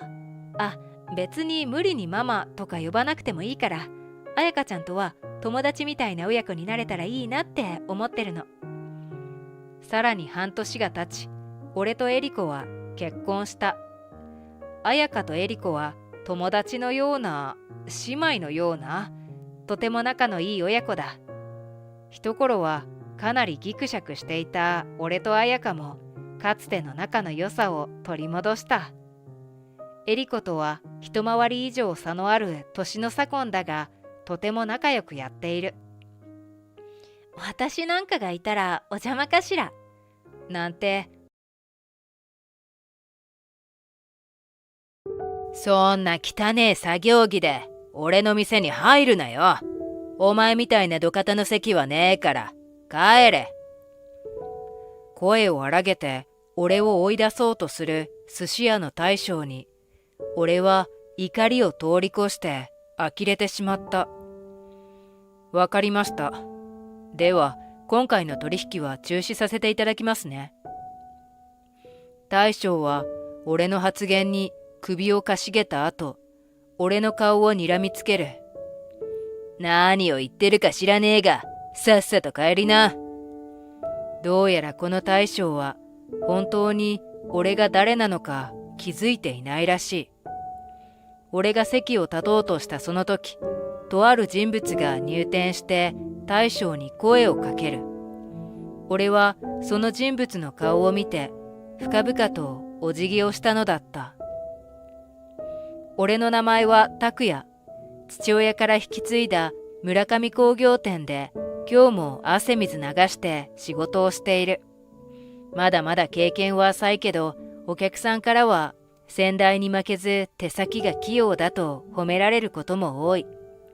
今日は初めて大口契約のリフォーム案件もこなして、ようやく自分に自信が持ててきた。お客さんの紹介があった大将の店、食べに行くのは明日だったか？そうだよ。ただ、親父がいたら下見に来たのがバレバレだからな。今回は俺一人だけの予約だ。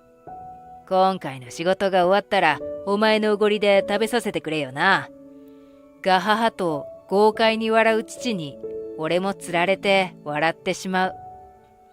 いろいろと世話になっているのに、親孝行もできてないから、たまにはそういうのも悪くない。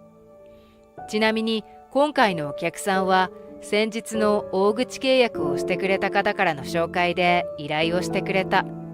その方は俺が初めて全ての段取りを任せてもらったお客様だったから、いろいろと迷惑をかけてしまっただろうに、若くて元気なやつはいいといつも俺を元気づけてくれていた。そんな大切な人からの紹介だから、今回も気を引き締めて頑張らないといけないのだ。前回よりももっと優れた技術で満足できるものを提供できるように。お客さんからの相談を電話で受け付けた後、見積もりをする日程はすでに決めていた。しかし、俺には2つのこだわりがあって、事前に下見に行くようにしてきた。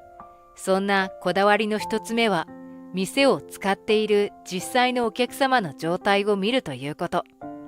見積もりになると、座りながらの話になるし、自分では気づかない動きの癖なんかもある。それを見極めるために、あえて俺は見積もりの前に下見に行くのだ。そしてもう一つは、下見の時には自分が誰なのか明かさないということ。見られているという意識をしてしまうと、普段通りの自然な動きができないものだ。緊張するだろうし、無理に手際よく動いたりすることもあるだろう。自然体を見て提案をしたいと考えてる俺からすると、そんな小さな動きの変化は致命的だった。この2つの点から俺にとって下見をすることはとても重要なのだ。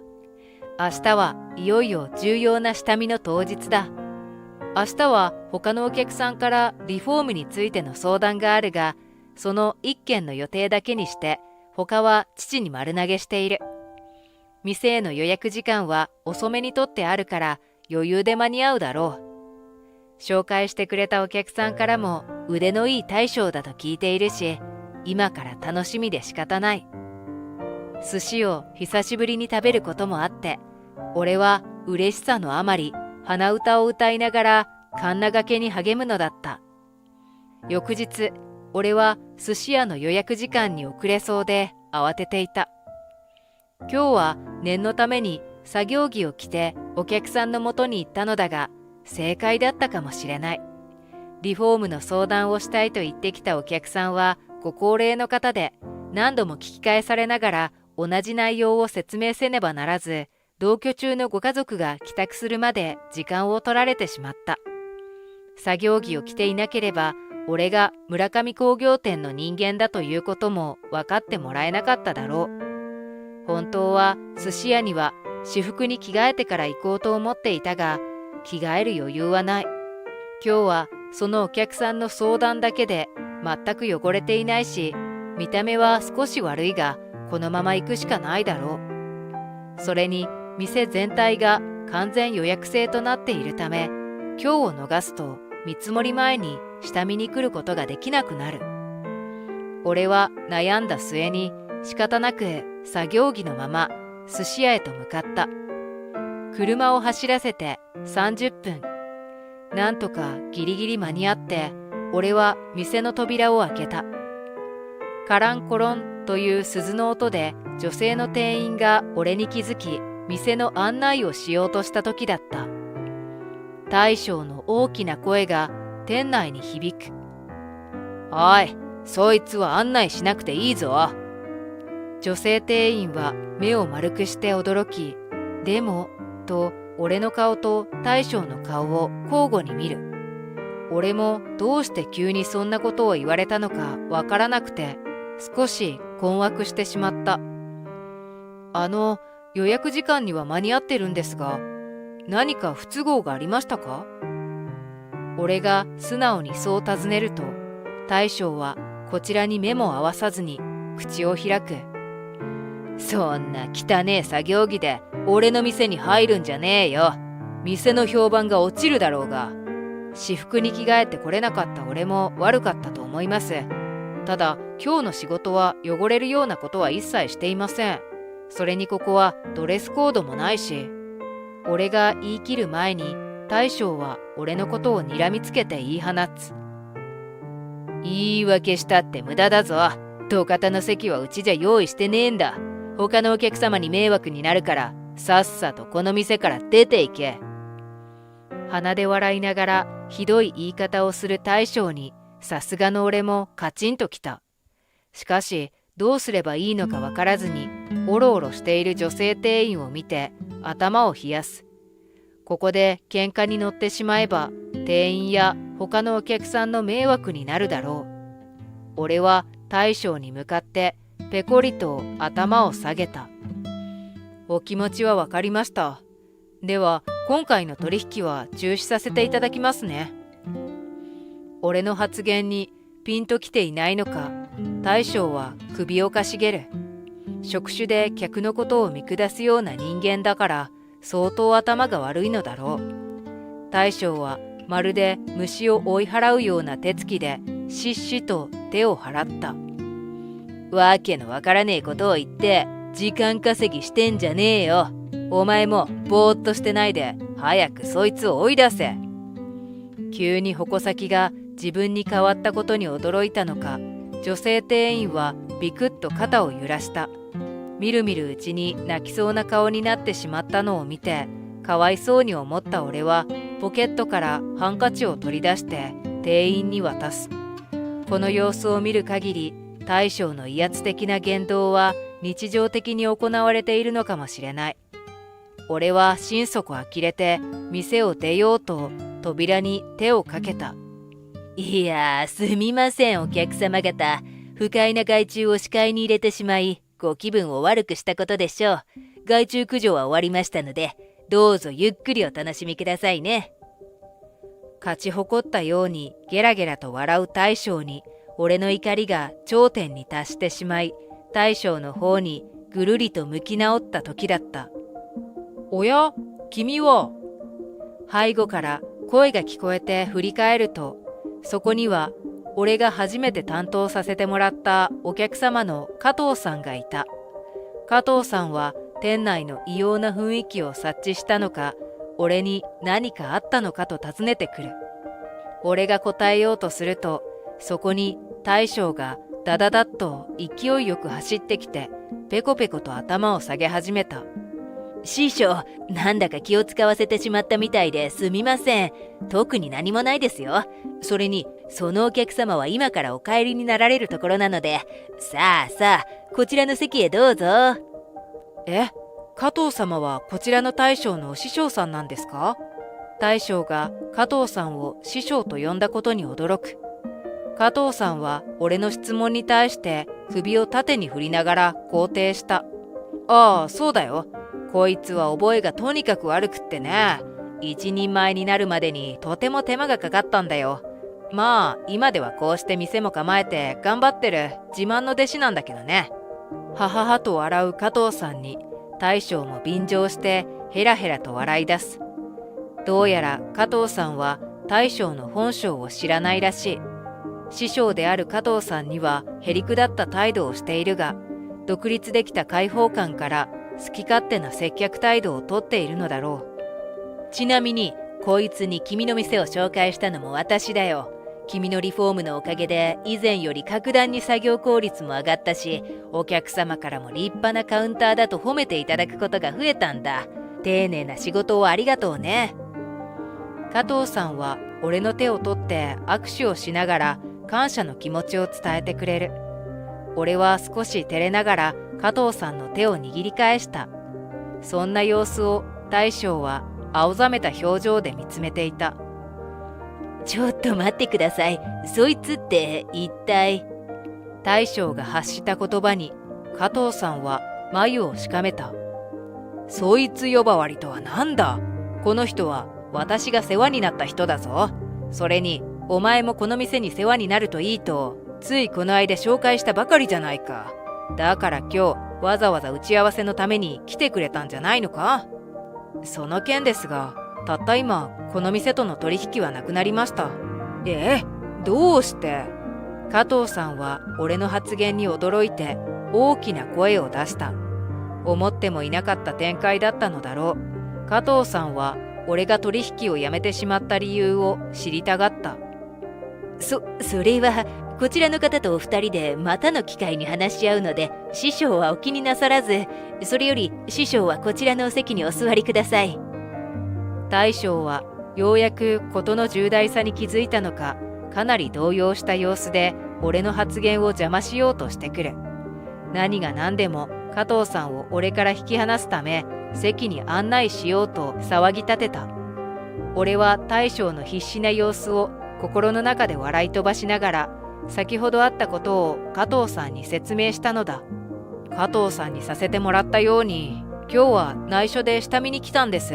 依頼も電話で受けたので、俺が村上工業店の息子とは知らなかったのでしょう。しかし作業着で来てしまった自分も悪いんですが、大将から土方には入店してほしくないからさっさと帰るように言われてしまって。なるほど。それでこんな店に自分が関わったとなると、後々大きな問題に巻き込まれそうだと思って、今回はお断りさせていただくことにしました。加藤さんは最初は真面目な顔で聞いてくれていたのだが、俺が話し終わる頃には顔を真っ赤にしてわなわなと震えていた。大将はそんな様子の加藤さんを見て、さらに顔を青くしながら冷や汗をかいている。嫌ですね。お客様、私の言葉足らずで何か勘違いされてしまったみたいで、もちろんお客様の席はご用意しておりますので、どうぞおかけください。大将の必死な言い訳も虚しく、加藤さんは無言で出口へ向かった。加藤さんの後を慌てて追いかける大将。大柄な体型でドスドスと走るものだから、埃が舞って、俺はごほごほと咳をしてしまった。大将はその後も加藤さんの怒りを何とか鎮めようとしていたが、加藤さんは全く受け入れずに大将の言葉を無視していた。大将から数分にわたりご機嫌取りをされた後、ようやく加藤さんが口を開く。大将は許してもらえると思ったのか、パッと表情を明るくした。しかし加藤さんから告げられた言葉は大将にとって残酷なものであった。もう二度と私のことを師匠と呼ぶなよ。お前みたいな人間が弟子だと思われたら俺の評判が悪くなる。お前が店の内観を変えたいと悩んでいたから、せっかく世話になった大切な方を紹介したのに、顔に泥を塗られたようで最低な気分だ。冷たい表情で言い放った加藤さんの言葉に、大将は思考が停止してしまったのか、動きが完全に止まってしまった。土下座をしながら必死に謝っていたが、もちろん加藤さんが許すわけもなく、扉を塞ぐように立っていた大将を押しのけて加藤さんは店を出る。俺もこれ以上この場にいたくないと思い、加藤さんの後に続いた。去り際に俺は我慢していた言葉をぶちまけた。あなたは結局加藤様への謝罪ばかりで、俺には何も謝りませんでしたね。挙句の果てにこちらが勝手に勘違いをしたという態度をとっていましたが、店の内観を変えるよりもあなたの性格を直す方が先だと思いますよ。俺のとどめの言葉に大将はすっかり意気消沈してしまったようで、その場にガクリと膝から崩れ落ちてしまった。女性店員には今回騒いでしまった迷惑料だと少しだけお金を渡して、俺は今度こそ本当に店を出て行った。俺は今日あの店で贅沢するつもりだったのだが、気分を害されたので安い回転寿司でたらふく食べることに決めた。上品に食べるよりも腹いっぱいになるまでガツガツ食べたい気持ちだ。さらにこれから行く店の名前も伝えて父も呼びつける。思ったよりも早い連絡で不審に思われたが、集合して俺の表情を見た瞬間に状況を察したらしい。仕方ねえ、今日は俺のおごりだ。と肩を組んでから俺を元気づけるようにバシバシと背中を叩いた。ある程度腹も膨れたところで父に何があったのか聞かれる。俺は一瞬話すのをためらったが、心配そうな目でこちらを見つめる父に負けて、ゆっくりと今日あったことを話し始めた。そうか、とんでもねえ客だったみたいだな。父は普段厳しい人だ。その厳しさは俺にしっかりと後を継がせたいという気持ちから来るものだろう。仕事中につい弱音を吐いたらげんこつを食らったこともある。だからここまで優しくされたのは初めてで、俺はうっすらと涙を浮かべた。しかしその大将、加藤さんに喧嘩を売ったら生きていけねえよな。え、あの人ってそんなにすごい人なのか？当たり前だろ。あの人が育てた弟子が数々の有名店を出しているんだぞ。加藤さんの店自体が著名人がお忍びで通うような店だし、あの人の業界への影響力をなめちゃいかん。俺は加藤さんがそんなにすごい人だとは知らず、思わず驚愕した。立ち振る舞いからしてただものではないと思ってはいたが、まさかここまでの大物だったとは。あの人の怒りに触れてしまったら、業界では相手にされなくなるだろうからな。その店の寿命もあとわずかかもしれないぞ。俺はその言葉を聞いて、大将も運が悪かったなと思った。そしてやはりあの時に取引を断って正解だったと胸をなで下ろしたのだった。しばらくして加藤さんからあの大将の店が潰れたと聞かされた。どうやらあの日店に居合わせた客が大激怒して、大将が俺をバカにしている映像を SNS に投稿したらしい。そのお客さんは大事な会食中だったらしく、しかも相手は建設会社の人間だったのだ。雰囲気の悪い店を選んだことで信用がガタ落ちしてしまったという文章をつけて投稿したところ、大炎上したらしい。動画を見た人間が大将の店を特定し、それがまた広められて、レビューには批判コメントが連なっていた。そしてさらにあの時の女性店員が大将をパワハラで訴えたらしい。俺の予感は当たっていたようで、あの子は普段からひどい扱いを受けていたのだ。その上で大将が加藤さんから縁を切られたという話を聞いた同業者の人間は寄りつかなくなり、大将は泣く泣く閉店することになった。大将の手元に残されたのはパワハラへの慰謝料のみ。また同じ業種で仕事を再開しようと思っても、失った信用はすぐに取り返すことはできないだろう。加藤さんは俺が許すなら自分も見逃してやろうと言っていたが、未だに謝罪の一言もないので無理だと丁重にお断りした。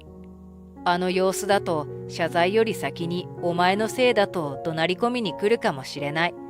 まあもしそうなったら日々の仕事で鍛えた体で追い返すだけなのだが。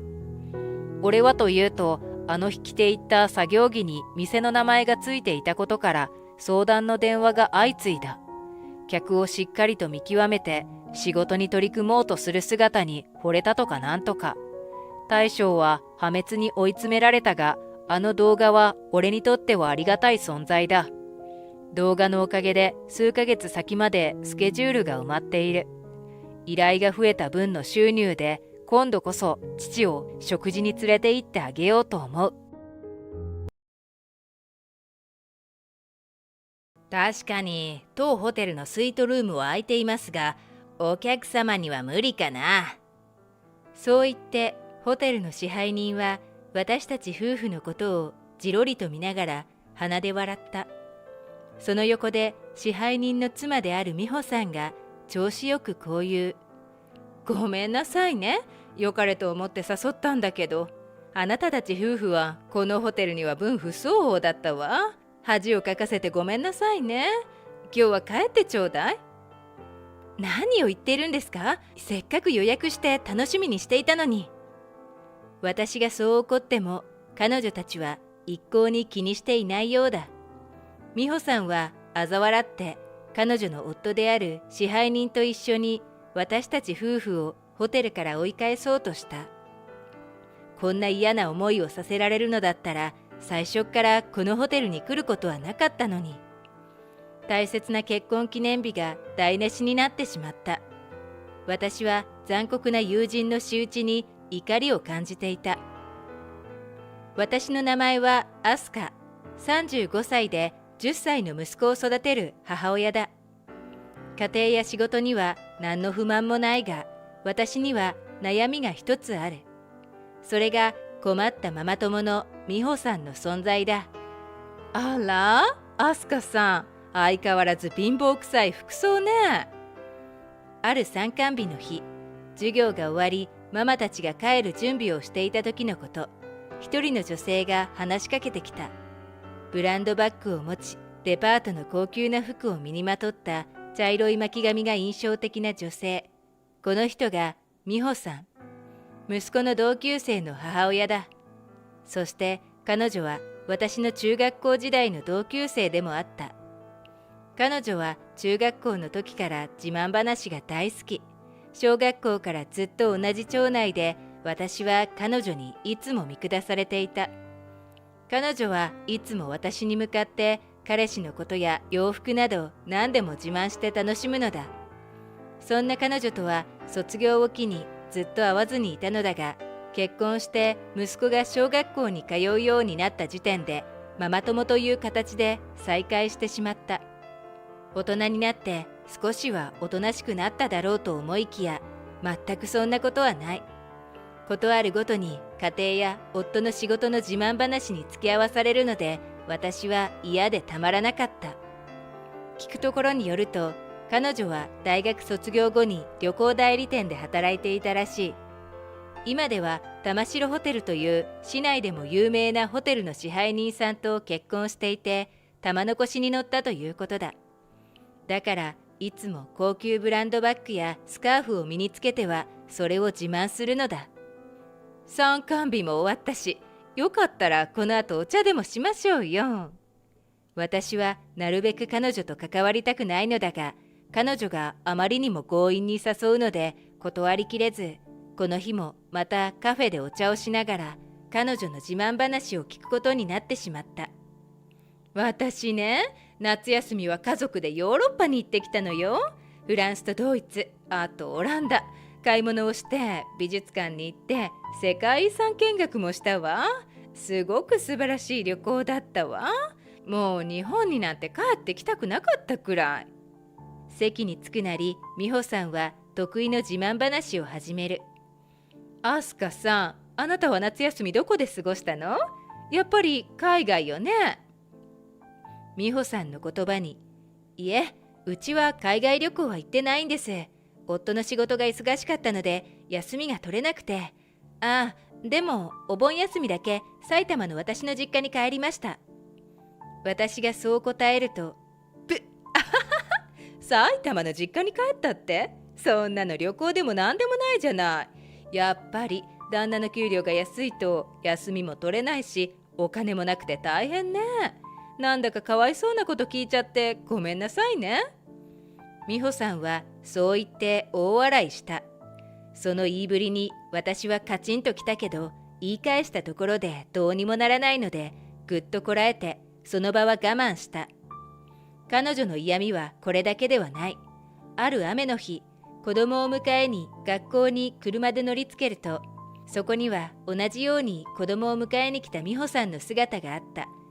彼女は自慢のベンツを学校の校舎に一番近い駐車禁止の場所に止め、そこで自分の子供をずっと待っているのだった。その場所は校舎の目の前で、子供や迎えに来た他の保護者も駐車禁止の場所に堂々と止まっているベンツを見て目を丸くしていた。まったくどんな車に乗っても構わないけれど、人の迷惑になる行為はやめてほしいものだ。車の中で子供を待っている美穂さんは、同じく子供を待っている私の姿を見つけると、あら、アスカさん、あなたもお迎え？やだ、あの向こうの駐車場に止めてある車、あなたの？もう15年も前に発売された車種じゃない。あれは中古車？今にも壊れそうなオンボロね。そう言ってケラケラ笑っている。はあ、うちはあんまり車にはこだわりはないものですから、主人も車に興味がなくて。そう言って彼女の話を軽く受け流すのだが、彼女は、ご主人の年収が低くて新車も買えないのね。かわいそう。そう言うと、私の夫はね、結婚してからもずっと私に優しいの。だからこの間の結婚記念日にはティファニーのダイヤモンドネックレスをくれたのよ。1個10万円くらいかしらね。たくさんあるからもういらないと言っているんだけど、彼ったら言うこと聞かないの。やっぱり結婚するなら年収2000万以上の男じゃないとね。誇らしげに自分の夫を自慢する。ああ、それはすごいですね。私が相槌を打つと、あなたは旦那さんとの結婚記念日には何かプレゼントをもらったの？興味津々な様子で私に質問をしてくる。いえ、私は物をもらうより食事がいいと言っているんです。だから結婚記念日にはレストランで食事をするようにしています。私がそう言うと、何それ、貧乏くさくない？大事な結婚記念日にプレゼントもくれないなんて。さてはプレゼント代をケチってるんじゃない？あんたの旦那、もしかしたら他に女作ってるかもよ。まったく余計なお世話だ。その時、そうだねえ、もしよかったらあなた私のホテルで食事をしてみたら？もしよかったらその後に泊まっていってもいいわよ。どういう風の吹き回しだろう。美穂さんはこんなことを言い始めた。何でも美穂さんの夫が支配人を務めている玉城ホテルは、昨年から経営母体が変わり、大規模な改装工事が行われたらしい。そして今年に入ってからリニューアルオープンしているのだが、大人気でいつも予約でいっぱいなのだそうだ。今年からテラス玉城に名前を変えて営業再開したんだけど、新しく建てた2号館やエステコース、ケーキバイキングが大人気で大盛況なの。普通の人は絶対に予約は取れなくて半年待ちが当たり前なんだけど、あなたは私の友達だから特別に結婚祝いの食事とスイートルームでの宿泊をプレゼントしてあげるわ。美穂さんはそう言った。ありがたい話なのだが大丈夫なんだろうか。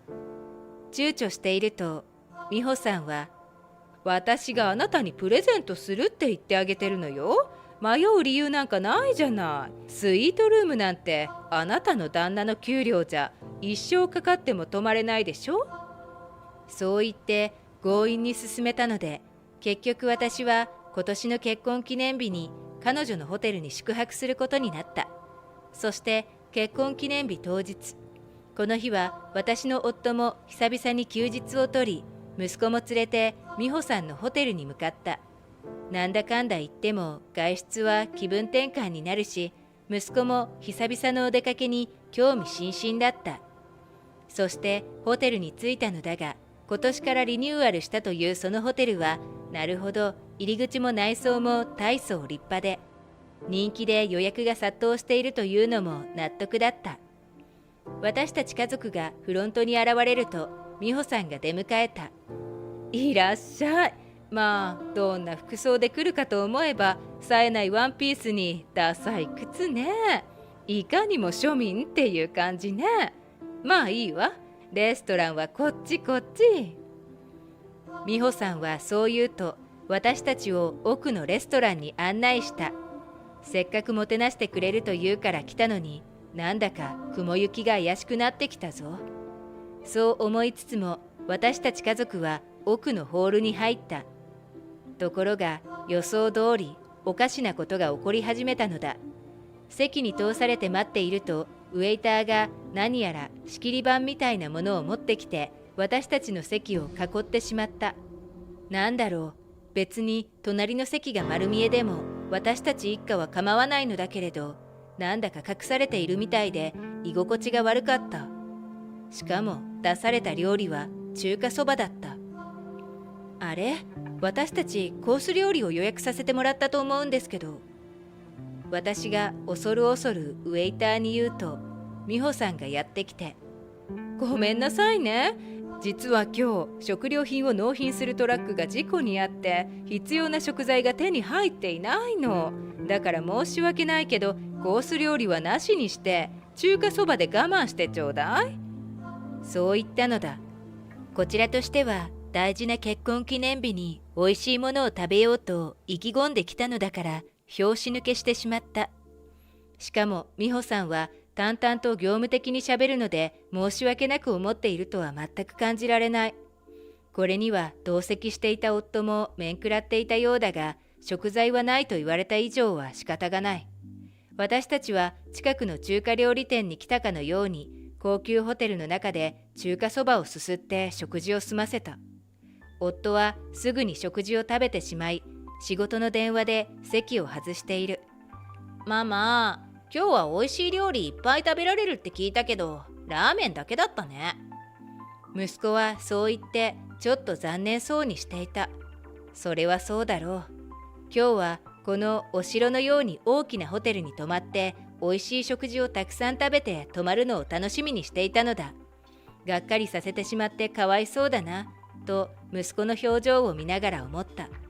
しばらくすると夫も戻ってきて、今度は宿泊の手続きをするためにフロントに向かったのだが、私たちがその旨を伝えると支配人らしき男性が奥の事務所から出てきた。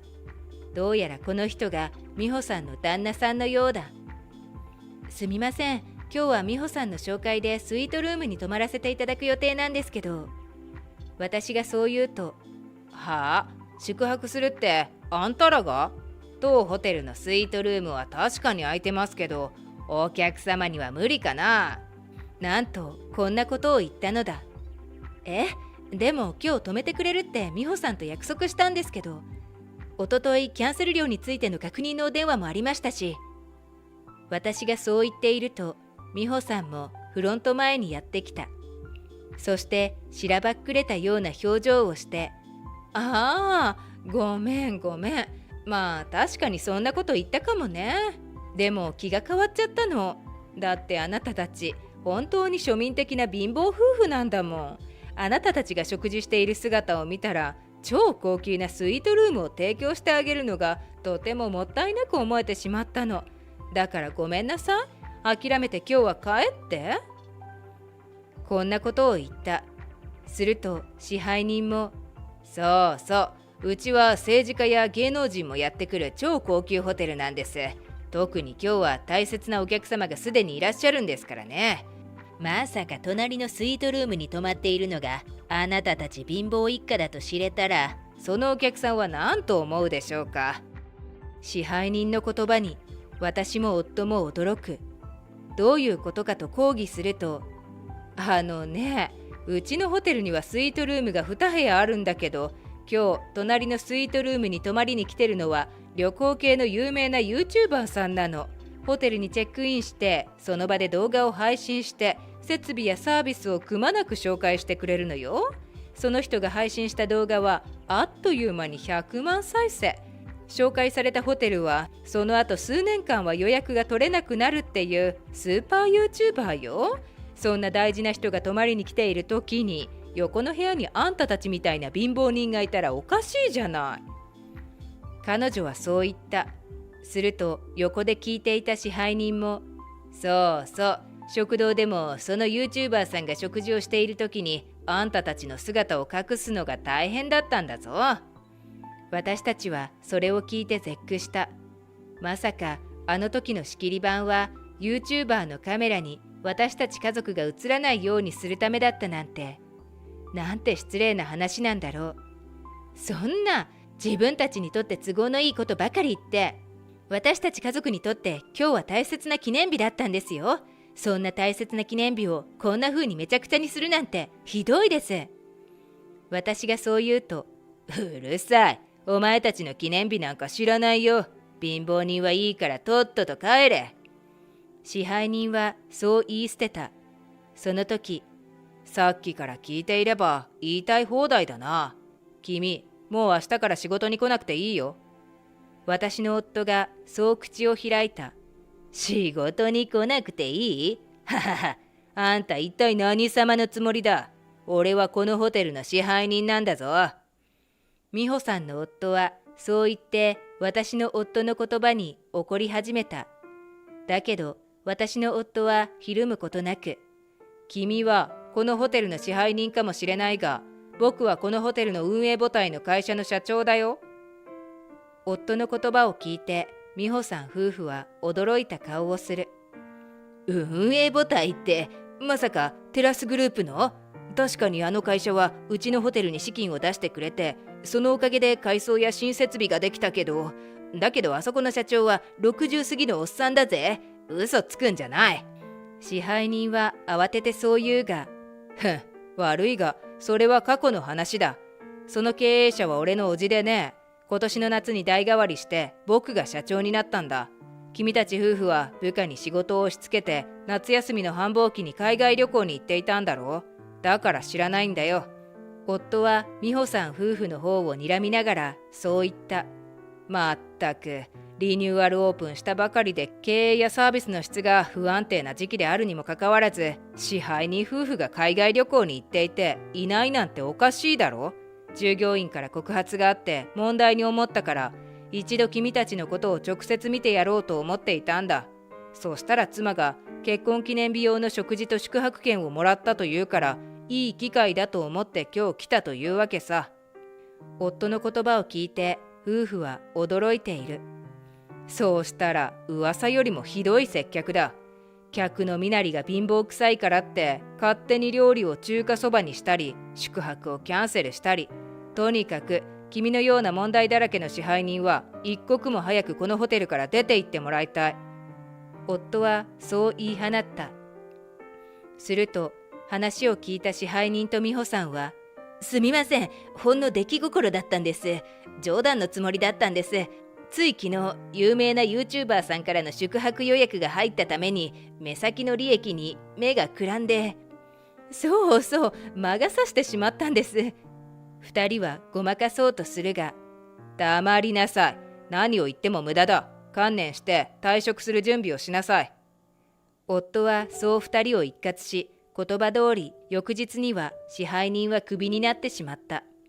美穂さんは私の夫のことをどこかの企業の平社員だと思っていたようだけど、まさか自分のホテルにお金を出している会社の社長だったとはびっくり仰天だったに違いない。それからというもの、彼女はこの一件の噂が学校で広まって、学校のママ友の間でも肩身が狭くなってしまったばかりか、旦那さんが失業して収入がなくなり、贅沢もできなくなってしまったようだ。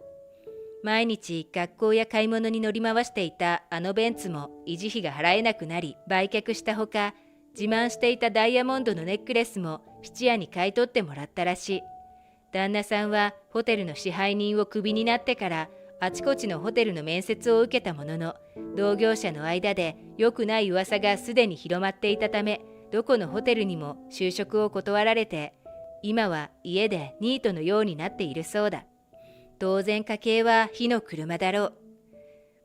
でもまさか私たちが宿泊する1日前に有名な YouTuber さんが予約を入れるなんてね。それがなければ美穂さんたちもあんなことやらなかっただろうに。私がそう言うと、あれ偶然じゃないよ。だってその YouTuber 俺の弟だもん。俺があの支配人を試すためにスイートルームに予約を入れて泊まってってお願いしたんだよ。夫はあっけらかんと言った。そうなの？私もこれには驚いた。なんだ、それじゃあ結局美穂さんたちは最初から最後まで夫の手の中で踊らされていたんじゃないか。その話を聞いて私は思わず吹き出してしまった。そういえば今年の結婚記念日はあの件のせいでダメになっちゃったから、冬休みはどこか遠くに旅行でも行こう。弟に今穴場の観光スポットを調べさせているから期待しとけよ。夫は笑いながらそう言った。息子もとても喜んでいるようだ。そんな夫と息子の笑顔を見ながら大切な人と一緒に暮らせる幸せをかみしめている。